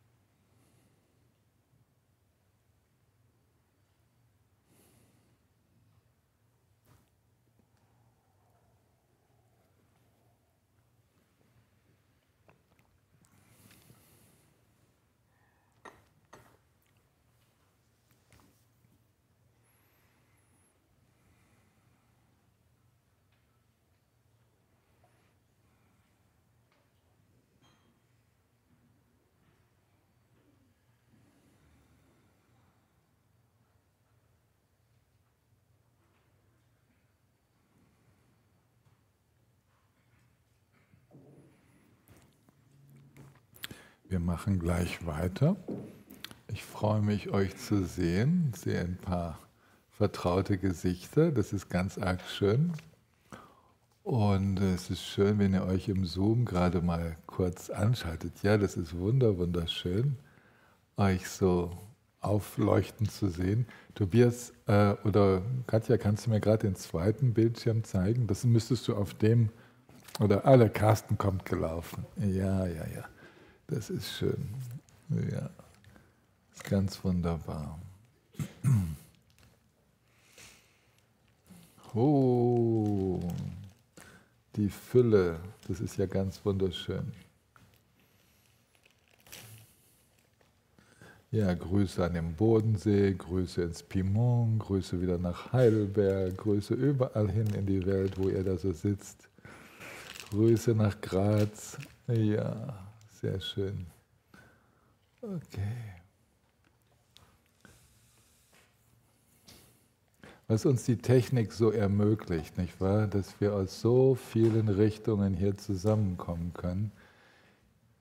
Und da bin ich ganz dankbar. Wir werden die Technik bestimmt noch immer mehr nutzen, einfach auf unsere Art und Weise, dass sie nicht nur unser Leben stört, sondern sogar auch unterstützt. Das werden wir auf jeden Fall. Dafür bin nicht ich verantwortlich, das machen immer hier, das macht die jüngere Generation, ne? Das machen die da. Da lasse ich mich gerne an die Hand nehmen. Ja, Grüße nach Zürich, genau. Ja, ganz schön. Okay. Also, es geht weiter. Danke, dass ihr mitgespielt habt und eure Videos eingeschaltet habt.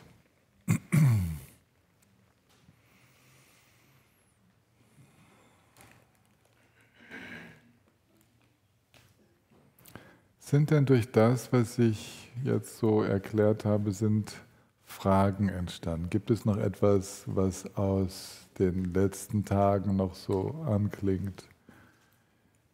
Heute werden wir ja wieder in die Gruppen gehen. Ich werde nachher die Fragen für die Gruppen erläutern. Gibt es irgendetwas, was ihr klären möchtet, bevor ich weitergehe? Doris. Doris kriegt ein Mikro.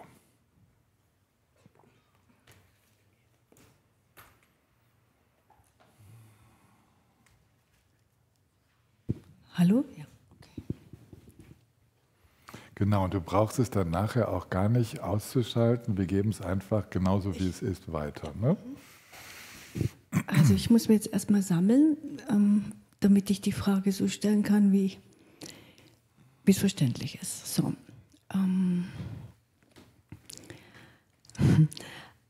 Also ich habe zwei Fragen, die aber miteinander zu tun haben. Eine grundsätzliche und eine inhaltliche. Die erste, ich habe heute unter der Dusche erstmal eine Frage bekommen, die du dann, ich habe erst gedacht, zufälligerweise ein Stück weit beantwortet hast in dem ersten Teaching. Und dann haben wir gedacht, wie kann es sein, dass du das so weißt, welche Frage ich habe. So, das war so ein Hirngespinst. Kann ja nicht sein. Nee, genau. Und dann ist mal gekommen, ich habe mir eine Frage gestellt und dann ist es wahrscheinlich so, dass dann, wenn eine mögliche Antwort kommt, in dem Fall von dir oder vom Leben draußen, dass ich dann wacher werde und für die Antwort. Ja, genau. Mhm. Also ich stelle innerlich eine Frage und dann zeigt mir das Leben, gibst du eine Antwort, gibt mir ein Mann, wer auch immer. Und dann ist man aufmerksamer für die Antworten, die man sich vorher bewusst, unbewusst gestellt hat.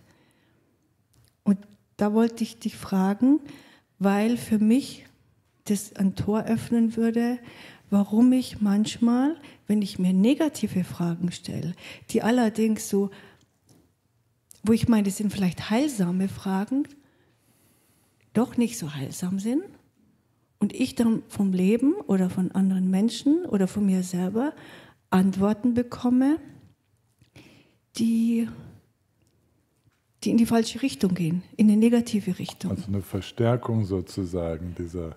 Ja, weil ich ja die Antwort, also ich verlange eine Antwort und ich kriege die, also mein Geist ist eigentlich 0 und 1 und wenn du die Frage stellst, dann kriegst du die Antwort, weil ich meinen Geist auf die Antwort richte und die ist dann eben so, wie ich sie gestellt habe. Und wenn ich eine negative Antwort stelle oder unbewusst negativ, obwohl ich meine, es ist heilsam, hey, so what, dann kriege ich einfach diese Antwort. Und da wollte ich dich fragen, ob das sein kann.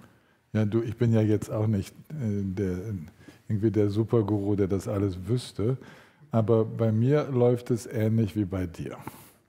Also ich habe das Gefühl, dass wenn ich mich mit einer Frage oder Herausforderung beschäftige, dass dann mein ganzes Bewusstsein, so wie du es beschreibst, so ganz, ganz bereit wird, irgendwie Antworten dafür zu bekommen. Also es ist eine hohe Lernbereitschaft in genau diesem Feld. Und wenn das schon so mit einer heilsamen Sicht oder mit einer förderlichen Sicht verbunden ist, dann ist das, was ich aus der Situation von anderen höre und lerne und so, ja, und dann fällt das auf einen Boden mit einer sehr heilsamen Grundeinstellung, sehr förderlichen Grundeinstellung. So würden wir sagen, lernen wir aus karmisch herausfordernden Situationen. Ja, wir erleben so oft immer wieder, dass unsere Muster dasselbe quasi erzeugen, was wir schon mal hatten, also das Gleiche in neuer Form. Und dann werden wir wach, dass da ja wohl ein Muster aktiv ist und wir suchen nach der Lösung. Und diese Suche ist dann tatsächlich das, was es braucht, um die Lösung zu finden und dann auch umzusetzen.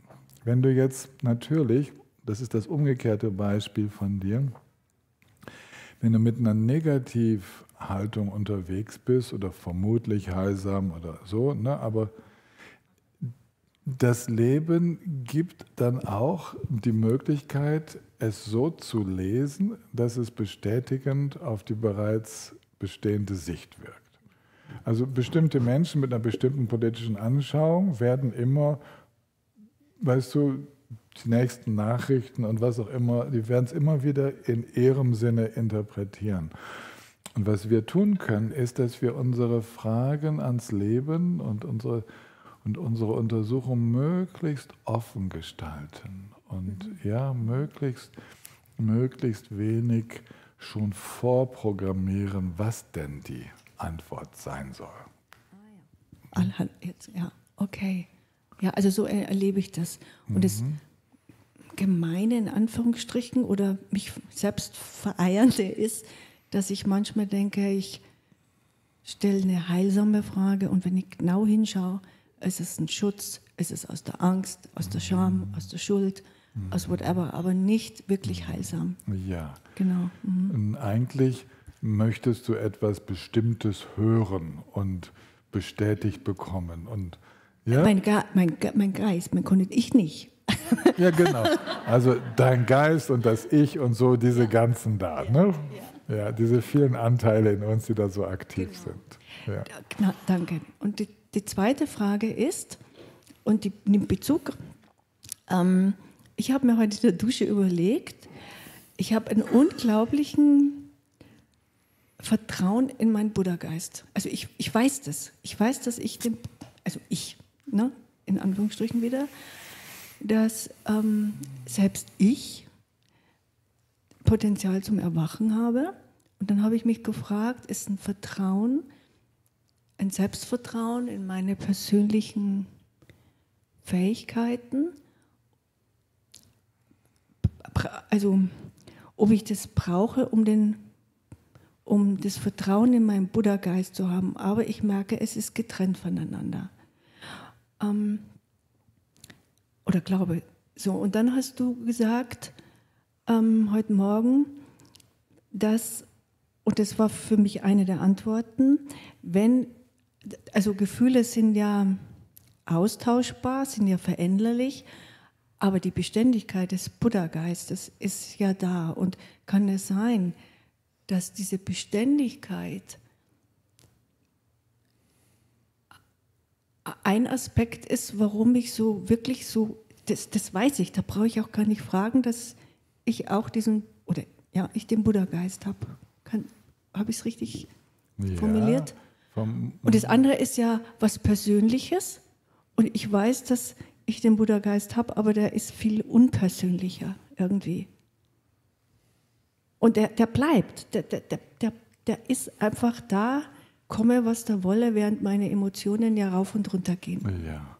So. Und du möchtest wissen, wie dieses Gefühl dieser Verlässlichkeit kommt oder diese Sicherheit. Ja, das ist deine Bitte oder eigentlich möchte ich gerne eine Bestätigung haben, dass das so sein kann, dass Gefühle ja etwas nicht Beständiges sind, während die Beständigkeit. Klar. Also ist es doch so, dass ich richtig liege oder annähernd richtig liege, wo ich mich gefragt habe, ja, kann ich denn so sicher sein für meinen Buddha-Geist, wo ich ansonsten so wenig Selbstvertrauen habe oder in vielen Dingen, zu meinem Körper zum Beispiel. Doris, das ist alles vollkommen richtig so. Wenn ich jetzt noch was dazu sage, ist das nur, um dich noch ein Stückchen weiterzuführen.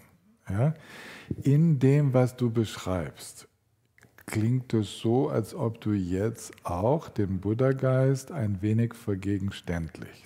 So ein Ding daraus machst.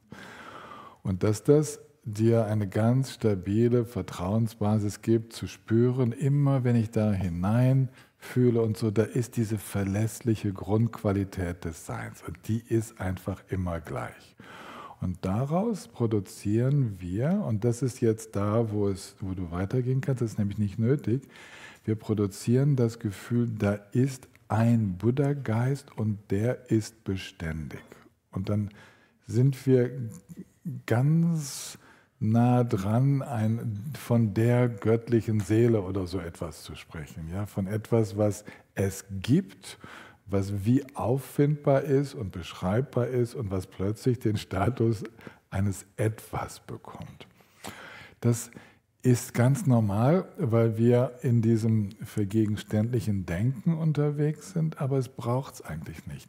Was nämlich so verlässlich ist und was du immer wieder kontaktierst, ist, dass es ganz verlässliche Qualitäten des Seins gibt, die immer da sind, immer wenn du dich öffnest, immer wenn du dich entspannst. Und das ist einfach so verlässlich. Und es ist zugleich dieses dynamische Sein, aber seine Weite, seine Dynamik, dass es sich alles von selbst befreit und dass da ein Verbundensein spürbar ist, das ist alles total verlässlich. Und der Intellekt macht dann daraus etwas, der Buddha-Geist mit seinen Eigenschaften. Und das brauchen wir nicht. Ja? Tatsächlich ist es so, dass ich das auch so empfinde, also in die Richtung gehe, dass das ist nicht festes, hier ist mein Buddha-Geist und hier ist die Doris oder so, sondern ich finde einfach also ich bin da sprachlich nicht so begabt, um zu sagen, also ich kann jetzt natürlich nicht so annähernd in Worte fassen, wie du das machst. Ja. So. Also, aber mir ist es schon klar, dass es nicht, hier ist mein Buddha-Geist und der ist so und hier ist die Doris, die ist so. Genau. Das ist mir schon klar. Warum ich wohl darauf hinweise, ist, weil das in der Vergangenheit passiert ist. Wir sind nicht die Ersten, die sich damit befassen. Und dass man diese Buddha-Natur, von der wir sprechen, tatsächlich nicht als etwas real, dinghaft Existierendes darstellen sollte. Wahrscheinlich ist es mir deswegen ein Anliegen, weil es hat viele Auswirkungen auf die Art, wie wir mit Situationen umgehen. Und, ja, so. Die Gefahr ist nämlich zu sagen, ach, dann gibt es die Doris nicht, dann gibt es einen Buddha-Geist. So, ne? Genau. Dann springe ich da drüber und dann festige ich da meine Dinger. Ja, so. Neue Identifikation, ja. genau. Ja. Also das ist mir durchaus bewusst. Ganz genau. Ja. Okay. Danke. Ja, dann gehen wir mal weiter. Doris, du kannst du kannst dich mal umdrehen, ob irgendwo jemand streckt. Ach, guck mal hier vorne, die Eva.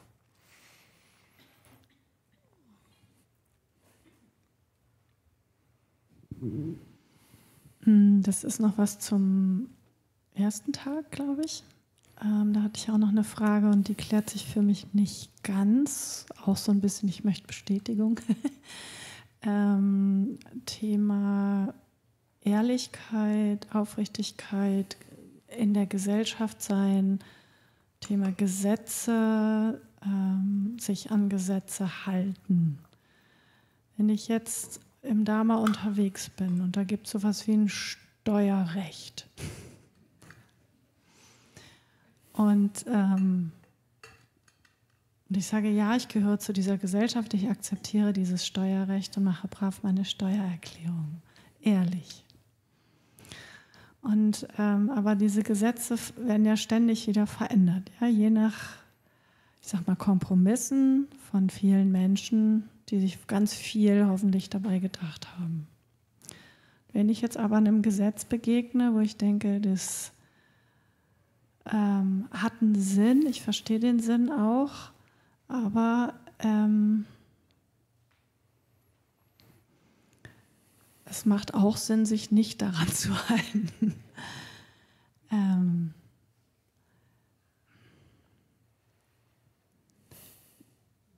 Ja, genau, was dann? Quoi faire? Was dann? Eva, was wie könnte ich dich unterstützen? Also es ist so ein bisschen, da steht dann diese Angst dahinter, also eine Angst dahinter, glaube ich, oder was mache ich dann mit meiner Angst, wenn ich sozusagen gegen das Gesetz verstoße? Ja?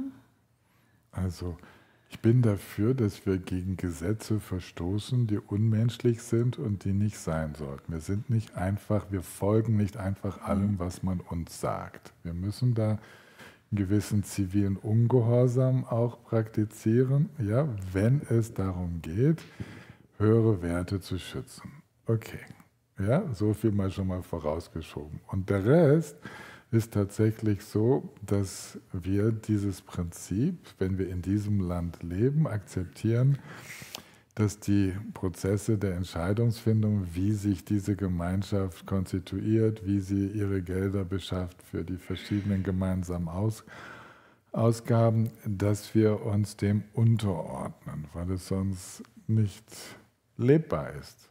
Ja? Weil wir sehen, es braucht etwas, dass ich ehrlich meine Steuererklärung mache und mir nicht nehme, was mir nicht gegeben ist. Aber dass ich nachts auf einer stillen Kreuzung über Rot fahre, ist vielleicht nicht so schlimm. Ja, ist vielleicht einfach dann eine Regel, die in dem Moment nicht so Sinn macht. Es sollte die Ampel vielleicht lieber auf blinkend gestellt werden. Ja, so. Okay, also so, das können wir, ich hoffe, ich kann dir auch nur sagen, so wie ich es halt handhabe. Ja? Okay, gut.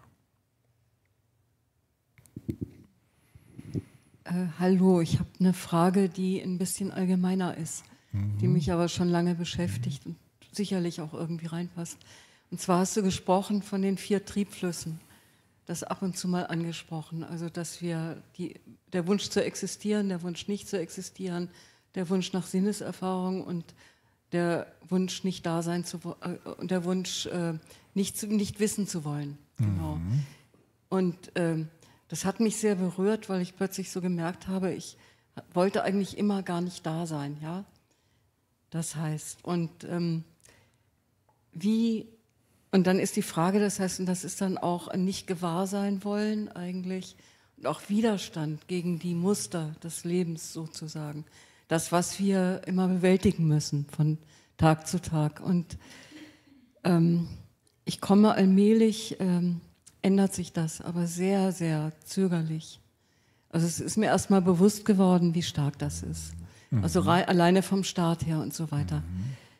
Und das ist so eine ganz grundlegende Frage, wie damit umzugehen, dass man ja eben diesen starken Wunsch eigentlich nicht da sein zu wollen, wie man damit umgeht.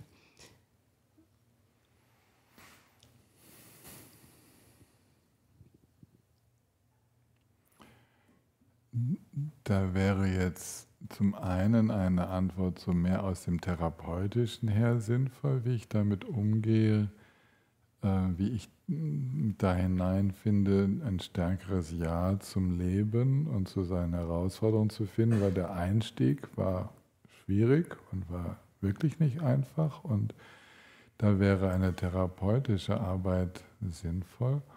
Und dann gibt es etwas, was im Dharma dann eigentlich Sinn macht. Das geht, du fragst ja auch auf dieser sehr subtilen Ebene, das Therapeutische hast du ja in deinem Leben schon längst bearbeitet und so.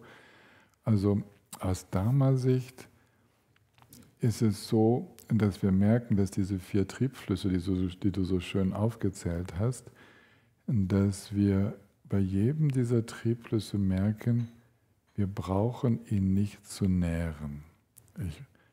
Ich brauche mich weder dafür zu entscheiden, ich will existieren, noch ich will nicht existieren. Ich brauche nicht zu sagen, ich will Sinneserfahrung, ich mache mich davon abhängig. Und es braucht es auch nicht, dass ich Gewahrsein ausblende oder einblende. Es ist die Natur der Dinge. Und die Natur der Dinge ist jenseits von Existenz und Nicht-Existenz. Es findet auch keine Seinsbestätigung, also eine Ich-Bestätigung durch Sinneserfahrung statt und Gewahrsein ist natürlich. Das heißt, du gehst jenseits dieser 4 Triebflüsse auch, weißt du, du brauchst nicht dem starken Wunsch nicht zu existieren, plötzlich den Wunsch entgegenzusetzen, zu existieren. Du kannst, wenn du jetzt in deinem jetzigen Entwicklungsstand, du kannst dich aus all diesen vermeintlichen Notwendigkeiten heraus entspannen, ja, durchentspannen. Das Erwachen selbst ist frei von allen 4. Es ist nicht etwa, dass wir im Erwachen plötzlich Ja zur Existenz sagen, weil das, was wir Existenz oder Nicht-Existenz nennen, das gibt es als solches gar nicht. Das ist eine Vorstellung. Das ist eine Vorstellung, ich könnte nicht existieren, es gäbe ein Nichts, das ist gar nicht so. Ja? Also du gehst jenseits dieser ganz unbewussten inneren Ausrichtungen, die unser Leben unbewusst bestimmen, die dir jetzt bewusster werden. Du gehst jenseits dieser vermeintlichen Notwendigkeiten. Das ist schön, also die bewusster werden, das stimmt. Also das war davor nicht bewusst. Das ist jetzt in Zunahme von Meditation, wo ich reingefunden habe. Aber es ist eben holperig, aber es geht. Da ist es bewusst geworden, das war nicht da. Du wirst vermutlich das dann auch wieder so erleben, wie das Nagarjuna mit diesem Tetralem so schön aufgezählt hat. Du erinnerst dich wahrscheinlich, Existenz, Nicht-Existenz, beides zugleich, weder noch. Ich ahne, dass du recht bald in deiner Praxis dieses weder noch erleben könntest, ja? Weder zu existieren noch nicht zu existieren. Und auch das gilt es noch hinter sich zu lassen, weil es immer noch das Bedürfnis ist, sich irgendwie zu diesem Thema Existenz zu positionieren. Und das braucht es gar nicht. Wir brauchen gar keine Haltung einzunehmen gegenüber diesem Thema Existenz oder Nicht-Existenz, weil das fragt uns sowieso niemand. Es ist, wie es ist. Und das, wie es ist, lässt sich nicht mit diesen Begriffen beschreiben. Das weiß mein Kopf, das habe ich jetzt auch schon oft gehört. Aber das wäre die Ermutigung. Du wirst vermutlich, wenn du deine Praxis anschaust, in der nächsten Zeit merken, dass du so ein bisschen in diesem Weder noch unterwegs bist, weil das die nächst gute Lösung ist. Und ich sage schon mal, okay, Iris, du hast es gehört, Kopf weiß es schon, bring dein Wesen ein bisschen dazu, so ermutige es, ganz ohne Standpunkte unterwegs zu sein. Also es ist für mich, also manche drücken das ja so aus, dass es wie ein Eintauchen ins Nichtwissen ist. Das meine ich aber nicht. Es ist ein Wissen darum, ein ganz klares Wissen, dass sich nichts ergreifen lässt und dass Standpunkte nur hinderlich sind. Und das war für mich in meiner Praxis eine ganz wichtige Phase, so wirklich aufzugeben, irgendetwas da definitiv erfassen zu wollen, beschreiben zu wollen. So. In der Prozess dann. Das ist der Prozess, genau. Aber danke für die Antwort. Also eigentlich weiß ich das, aber trotzdem muss ich es hören. Ja, dafür bin ich ja da. Das kannst du immer wieder hören. Wunderbar. Dankeschön. Gut.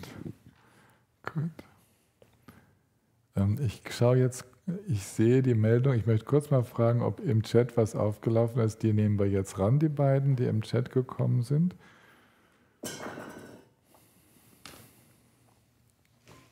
Carsten ist wieder euer Fürsprecher.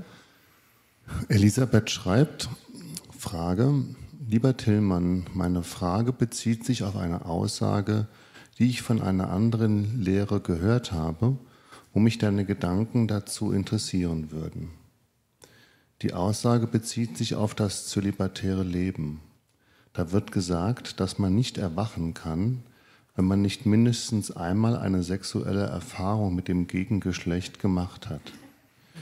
Mich irritiert diese Aussage, da in meinem Verstehen das Erwachen ja schon da ist und nicht abhängig von irgendeiner speziellen Situation respektive Erfahrung.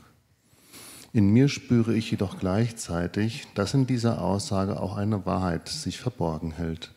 Was sind da deine Gedanken dazu? Du hast ja auch viele Jahre als Mönch gelebt, bevor du dann die Robe wieder abgelegt hast. Ganz lieben Dank für deine Gedanken, sei von Herzen gegrüßt, Elisabeth. Elisabeth, schön, ich sehe dich, gell? Und also erstmal habe ich schon gedacht, deine Aussage würde, wenn du dann zitierst, was jemand anders sagt, würde dann so weitergehen, es ist nicht möglich, die Erleuchtung zu erlangen, ohne im Zölibat zu leben. Die gibt's nämlich auch. Ja? Also ihr seht einfach, indem wir schon mal hören, was dazu gesagt wird, dass wir der verschiedenen Aussagen begegnen können. Und in diesem Leben zum Beispiel war so jemand wie Gene Rinpoche, das hat er uns persönlich gesagt im kleinen Kreis. Gene Rinpoche hat nie eine gelebte Beziehung mit einer Frau gehabt oder auch mit einem Mann. Also ist in diesem Leben den Weg ganz ohne gegangen. Also gibt es auf jeden Fall die Möglichkeit, ganz ohne zu gehen. Und die Wahrheit, die du spürst und die ich auch gespürt habe, ist, dass es für den normal Praktizierenden unglaublich wichtig ist, in Beziehung den Weg zu gehen, also in einer Herzensbeziehung. Und dass die sexuelle Beziehung wirklich man kann ja wirklich sagen, die nackteste Form dieser Beziehung ist, also da, wo die höchste Intimität normalerweise entsteht oder entstehen könnte. Und dass ich mich auch danach gesehnt habe und dass ich auch denke, es würde vielen gut tun, solche herzgelebte Sexualität wenigstens einmal im Leben zu erfahren. Ja, also das ist wahrscheinlich die Wahrheit, die ich sehe dich lachen und schmunzeln und so. Also wahrscheinlich ist es das, was diese Aussage in den Vordergrund stellen möchte. Und ich habe auf meinem persönlichen Weg, ich meine, ich war ja vorher auch schon in Beziehung, war verheiratet und so und bin dann Mönch geworden und dann habe ich gemerkt, dass das so gar nicht geht für mich. Und ich habe dann trotz dieser vielen Jahre und der vielen Stunden und intensiven Praxis habe ich gemerkt, wie stark ich überhaupt ein Beziehungsmensch bin, also wie stark meine innere Entwicklung Beziehung braucht. Ich kann das jetzt nicht so verallgemeinern, das muss nicht für alle gleich sein, aber es war für mich schon auch überraschend, weil die Selbsteinschätzung war wie so, auch ich bin gut genährt, ich komme aus wunderbar, ich habe ganz viele Beziehungen erlebt, jetzt kann ich wirklich ohne Beziehung zu einer Partnerin diesen Weg gehen. Und dann war es zusätzlich erschwerend für mich, dass wir in der Sangha, in der monastischen Sangha, zu wenig persönlichen Herzensaustausch hatten. Und das hat dieses Thema noch verstärkt. Ich kann mir vorstellen, dass wenn man viel Herzensaustausch in der Lebensgemeinschaft hat, dass es dann vielleicht nicht mehr relevant ist, dann noch eine intime sexuelle Beziehung zu haben. Also kann ich mir vorstellen. Ja, aber ist bei mir in meinem Leben nicht so gelaufen.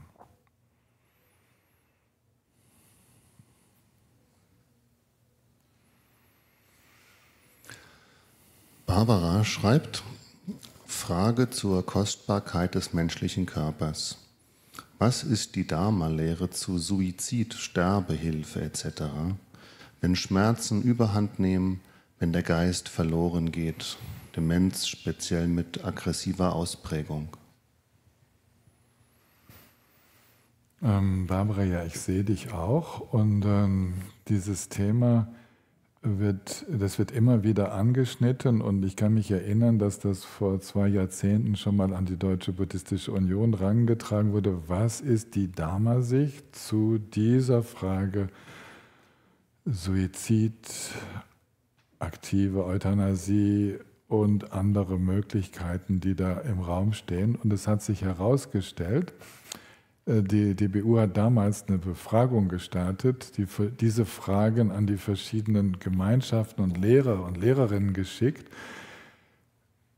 dass es keine einheitliche Stellung gibt.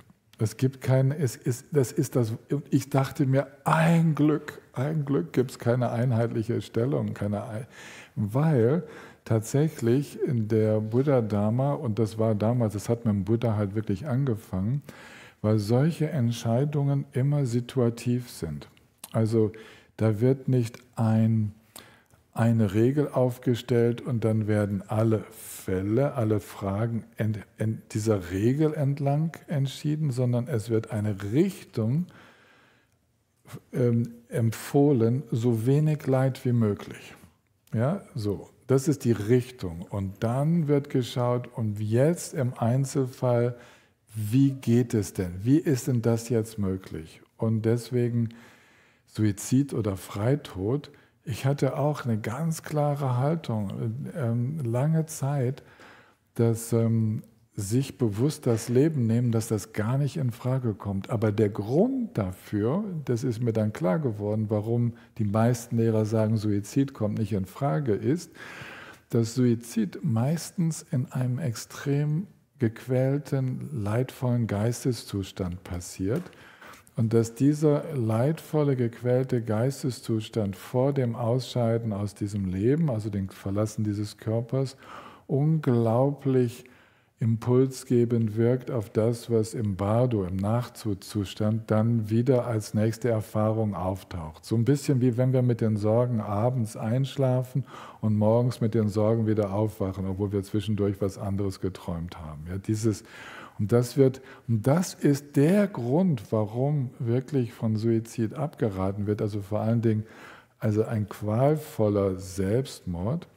Aber wenn ich mir das genau anschaue, es könnte auch einen glücklichen Freitod geben oder es könnte ein sehr bewusstes meditatives Hinübergehen geben bei Menschen, die merken, und jetzt geht es nicht mehr. Und vielleicht ist es viel zu viel Leid um mich herum, was jetzt entsteht und in mir. Und jetzt ist die Zeit, dass ich aus dem Leben gehe. Also und solche Antworten kamen dann auch von den verschiedenen buddhistischen Lehrern, dass man das doch nicht über einen Kamm scheren kann, dass man immer sieht, dass die buddhistische Ethik eine situative Ethik ist. Und mehr noch als das, und dafür fehlt uns die Hellsicht, wenn sich Meister und Meisterinnen gut damit auskennen, welche jetzige geistige Haltung und die Früchte, also die Kraft, die man schon im Leben aufgebaut hat, zu welchen zukünftigen Auswirkungen das passiert. Also da wird die ganze Zukunft im zukünftigen Leben, die wird noch mitbedacht bei der Entscheidung. Es geht nicht nur darum, wie es jetzt im Leben ist, sondern wie wird möglicherweise die Entwicklung dieses Geistesstromes durch die jetzt gedachte Entscheidung beeinflusst. Und dieser große Raum, also alles, was vorher war und alles, was nachher kommt, das spielt dann hinein in die Entscheidung jetzt. Aber tatsächlich haben wir nicht genug Weitblick, um das so sagen zu können oder erahnen zu können, was da wohl die Folgen davon sind.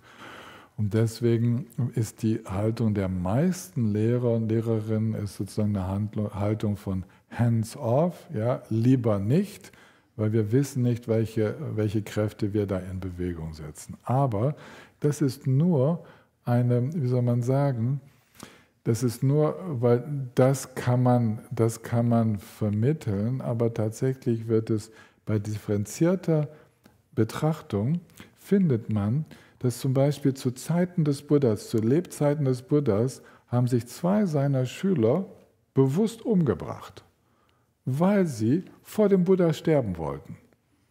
Die beiden waren aber so weit fortgeschritten in ihrer Praxis, bei beiden, dass sie im Moment ihres Todes voller Hingabe für den Buddha, wie der Buddha dann selber sagt, Arhatschaft erreicht haben.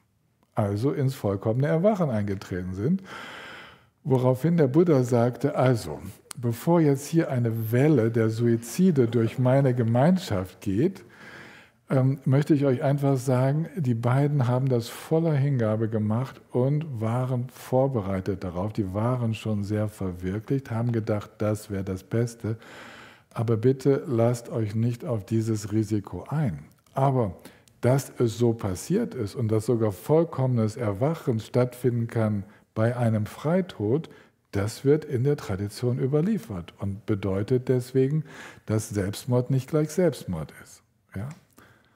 Und da sind wir also sozusagen, wir sind nicht enthoben eines genauen Hinspürens und eines situativen Entscheidens, was denn vielleicht dann das Richtige sein kann.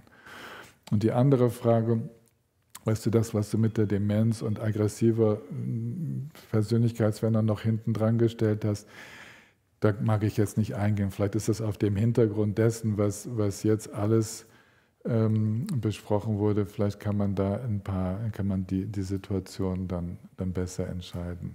Also jemandem das Leben zu nehmen, also aktiv einzugreifen, wenn diese Person quasi unzumutbar für uns wird, sich selbst in Leid verstrickt. Alles ist vorstellbar, nichts ist ausgeschlossen, aber ich habe dieses Thema noch nicht persönlich durchdacht. Also diese Unterfrage, die habe ich selber noch nicht so persönlich durchgespürt, bin dem noch nicht begegnet. Ja, ob da ein Ableben, ein forciertes Ableben quasi in Frage kommen würde. Du hast dich laut geschaltet, Barbara. Du darfst sprechen. Ich sehe, wie du deinen Kopf schüttelst. Da ist vielleicht auch ein Missverständnis entstanden. Ja, da geht es eher um dieses Thema Patientenverfügung, Unterlassung lebensverlängernder Maßnahmen. Wenn da kein Wille mehr ist, der zu respektieren ist,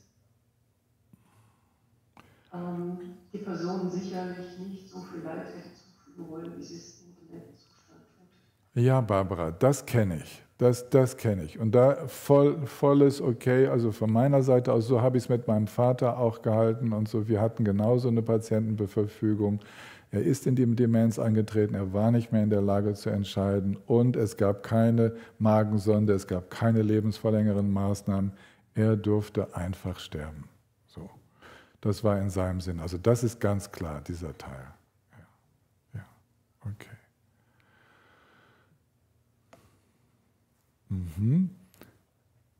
Da waren jetzt mehrere Meldungen. Ich sehe euch. Peter und Richard. Und nach den beiden nehme ich mir Zeit, um die Fragen für die Gruppen zu besprechen.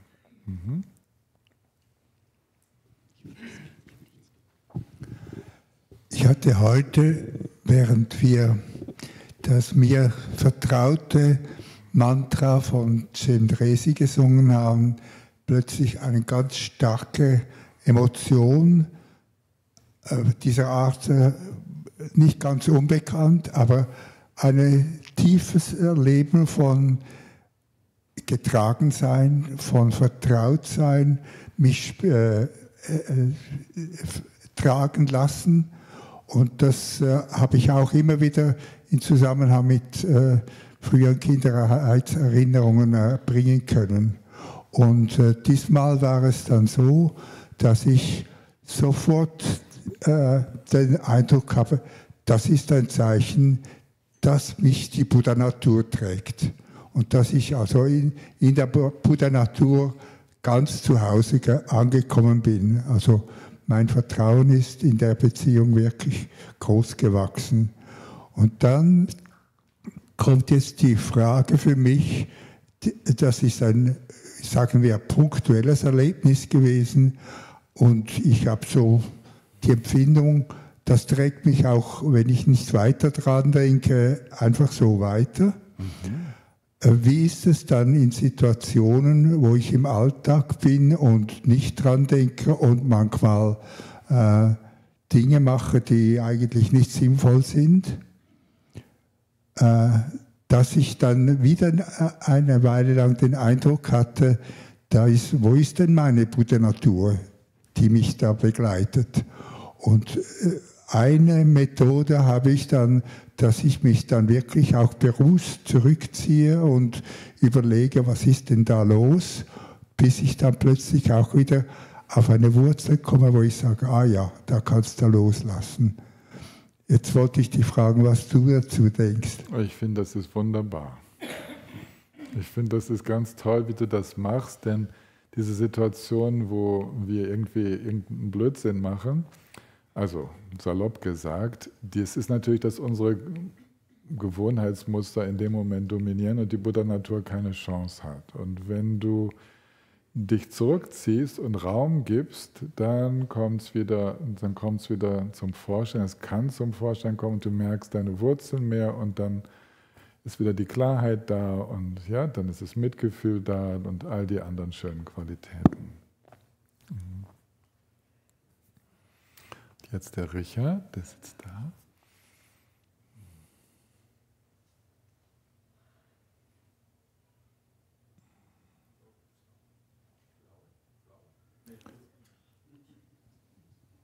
Jetzt ist es grün und blau. Okay, jetzt sieht es gut aus.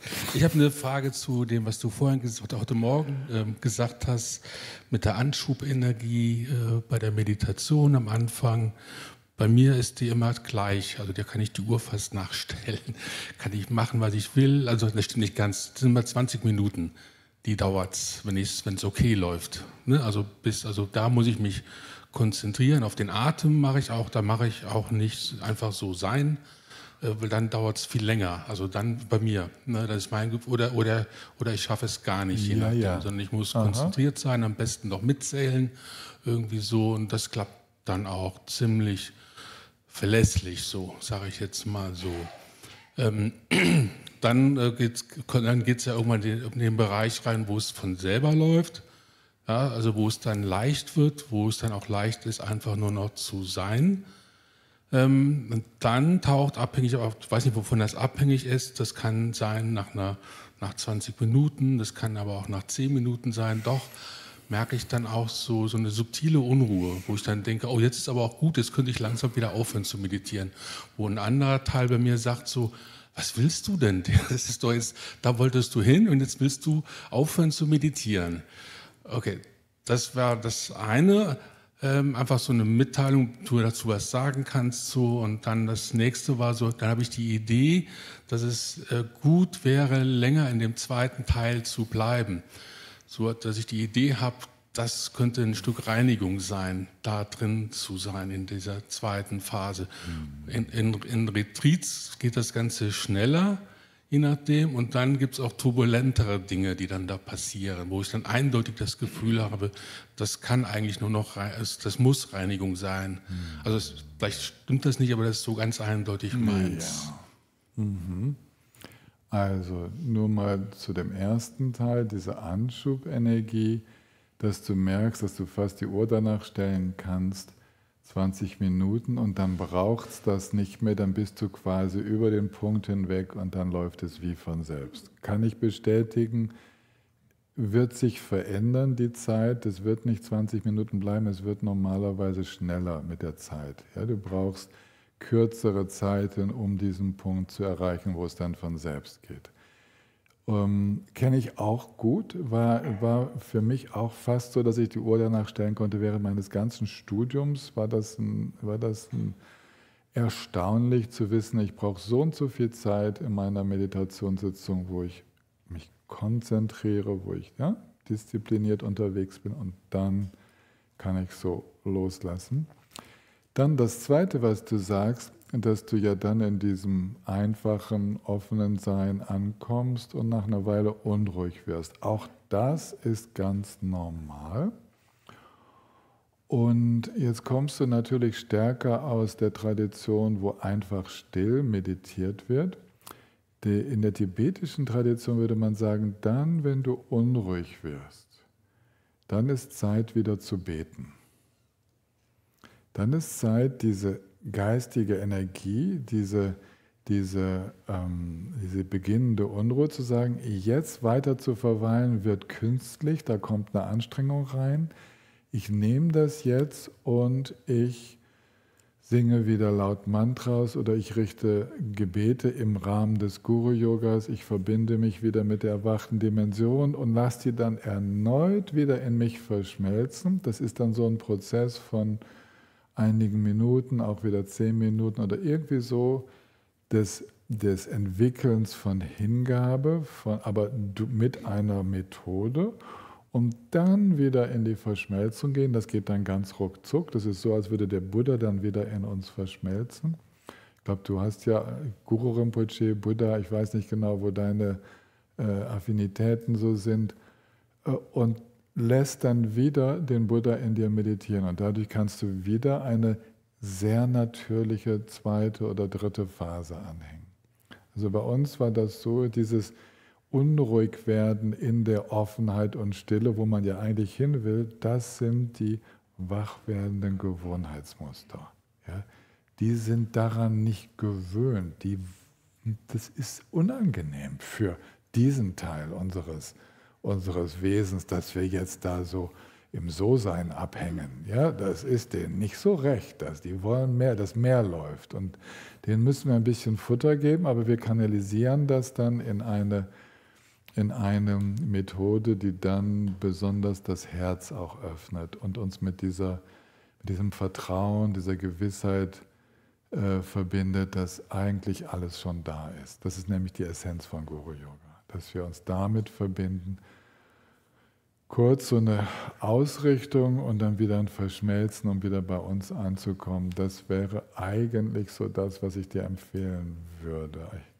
Probier ich aus. Probierst es aus, das wäre super. Und dann erzählst du mir davon. Genau, weil eine Frage, weil du hast gesagt, Mantra laut singen. Muss das laut sein? Ja, in dem Fall wäre es gut. Okay. Weil gut, in dem Moment der Unruhe ist gut, wenn du etwas mehr Energie reingibst. Okay. Sonst ist das nicht wichtig, ein Mantra laut zu singen. Aber genau dann, weil es deine Herzensenergie stärker stimuliert.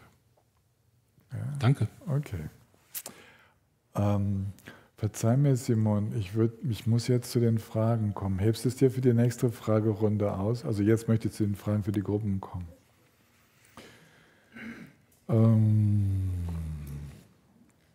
Also wir haben ja heute wieder Gruppen, aber natürlich können die Gruppen sich erst nicht hier im Raum treffen, weil wir hier die Zuflucht haben. Ihr seid eingeladen, könnt teilnehmen und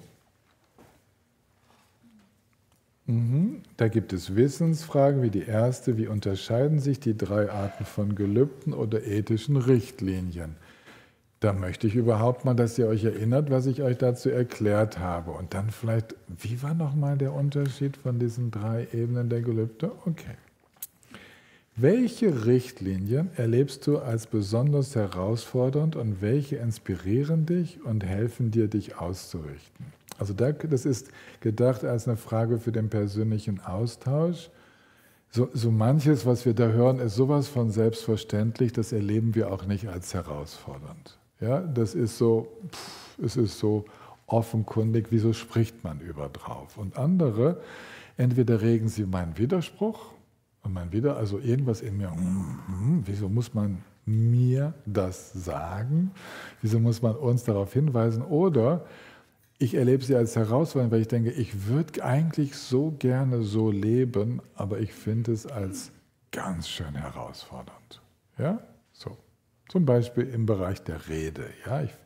Eigentlich möchte ich schon, aber ich finde es als total herausfordernd. Und dann sich darüber auszutauschen, in welchen Situationen ich das so herausfordernd finde. Und das Wichtigste ist natürlich, welche all dieser Vorschläge, mit denen wir jetzt schon in Berührung gekommen sind, welche dieser Vorschläge oder Richtlinien, Leitlinien inspiriert mich, sodass ich eigentlich jetzt in der nächsten Zeit meine Energie darauf ausrichten möchte. Ich möchte gezielt diesem Thema möchte ich Aufmerksamkeit widmen und hole mir vielleicht sogar Unterstützung, weil ich genau daran arbeiten möchte. Die nächste Frage ist, das habt ihr aber jetzt schon zum Teil beantwortet, da kamen jetzt schon Hinweise, was weist eventuell darauf hin, dass allen Lebewesen die Buddha-Natur innewohnen könnte?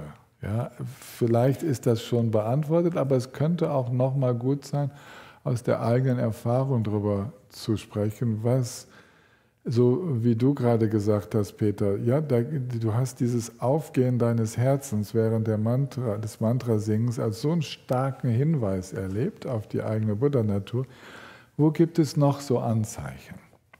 Dass wir uns darin unterstützen, vielleicht aufmerksam zu werden, wo die Buddha-Natur durch all die Schleier schon wie so hindurch schimmert. Ja? So, wenn die Schleier mal ein bisschen dünner sind. Und dann, das ist eine Wiederholungsfrage, es ist jetzt ganz frisch, ich denke, ihr könnt das aus dem Ad-Hoc beantworten. Wie unterscheiden sich die drei Arten Vertrauen und wie ergänzen sich die drei Arten Vertrauen? Leider habe ich das ziemlich alles beantwortet in der Darstellung heute Morgen. Da braucht es fast nur Gedächtnis, aber ihr könnt die Frage so nutzen, im eigenen Erleben. Wie erlebe ich es denn, dass sich meine Inspiration und meine innere Ausrichtung und meine Gewissheit, ja, meine Überzeugung, wie sich das gegenseitig befruchtet, unterstützt und so. Könnt ihr euch darüber austauschen, das ist ein wichtiger und spannender Bereich. Das letzte noch, den letzten Satz nochmal wiederholen. Also wie was habe ich denn gesagt? Wir unterstützen und ergänzen sich im eigenen Erleben diese verschiedenen Arten des Vertrauens. Was für Dynamiken beobachte ich da, wie die sich gegenseitig befruchten, habe ich, glaube ich, gesagt. Und dann für diejenigen, die den Dharma weitergeben möchten, warum wird die Buddha-Natur Ursache des Erwachens genannt? Ist erklärt worden, aber jetzt ist es, ja, wäre gut, wenn ihr die Frage beantworten könntet. Und natürlich, wenn wir den Dharma weitergeben, sind wir auch dabei, Menschen zu begleiten auf ihrem Weg. Und da ist die wichtigste Frage, wie finden wir ins Vertrauen, wenn es gerade mangelt? Diese Frage würde ich auch in die anderen Gruppen reingeben. Sie ist anspruchsvoll und könnte an sich schon den ganzen Nachmittag beanspruchen. Ja, also deswegen schaut, nehmt sie mit rein, wenn sie euch anspricht. Könnte für alle gedacht sein, aber ist auch für zu Hause, für weitere Gruppenaustausche eine ganz, ganz wichtige Frage. Wie finden wir ins Vertrauen, wenn es gerade mangelt?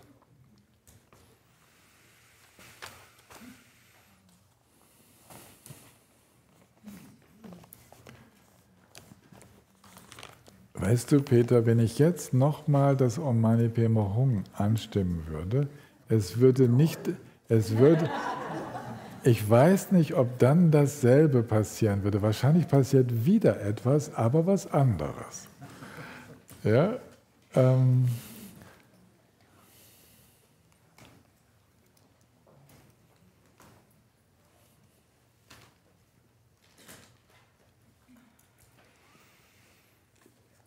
Sunam Diyin Tam Je Sing Panin Tam Nene Penjanam Pam Jenen Kenganatim Balam Jopayi Sipen Solen Jowa Jowa Sho Jampen Pavun Jita Kem Padang Kuntu Sampo Deyang Deshinte Deda Kunjin Jesun Dan Lum Jing Gewan Deda Tam Jedam Tungu Sangye Kusum Nimpen Jin Lam Dan Shani Minju Dempen Jin Lam Dan Gende Minje Dempen Jin Lam Jin Jitang Omaman Lam Dumpai.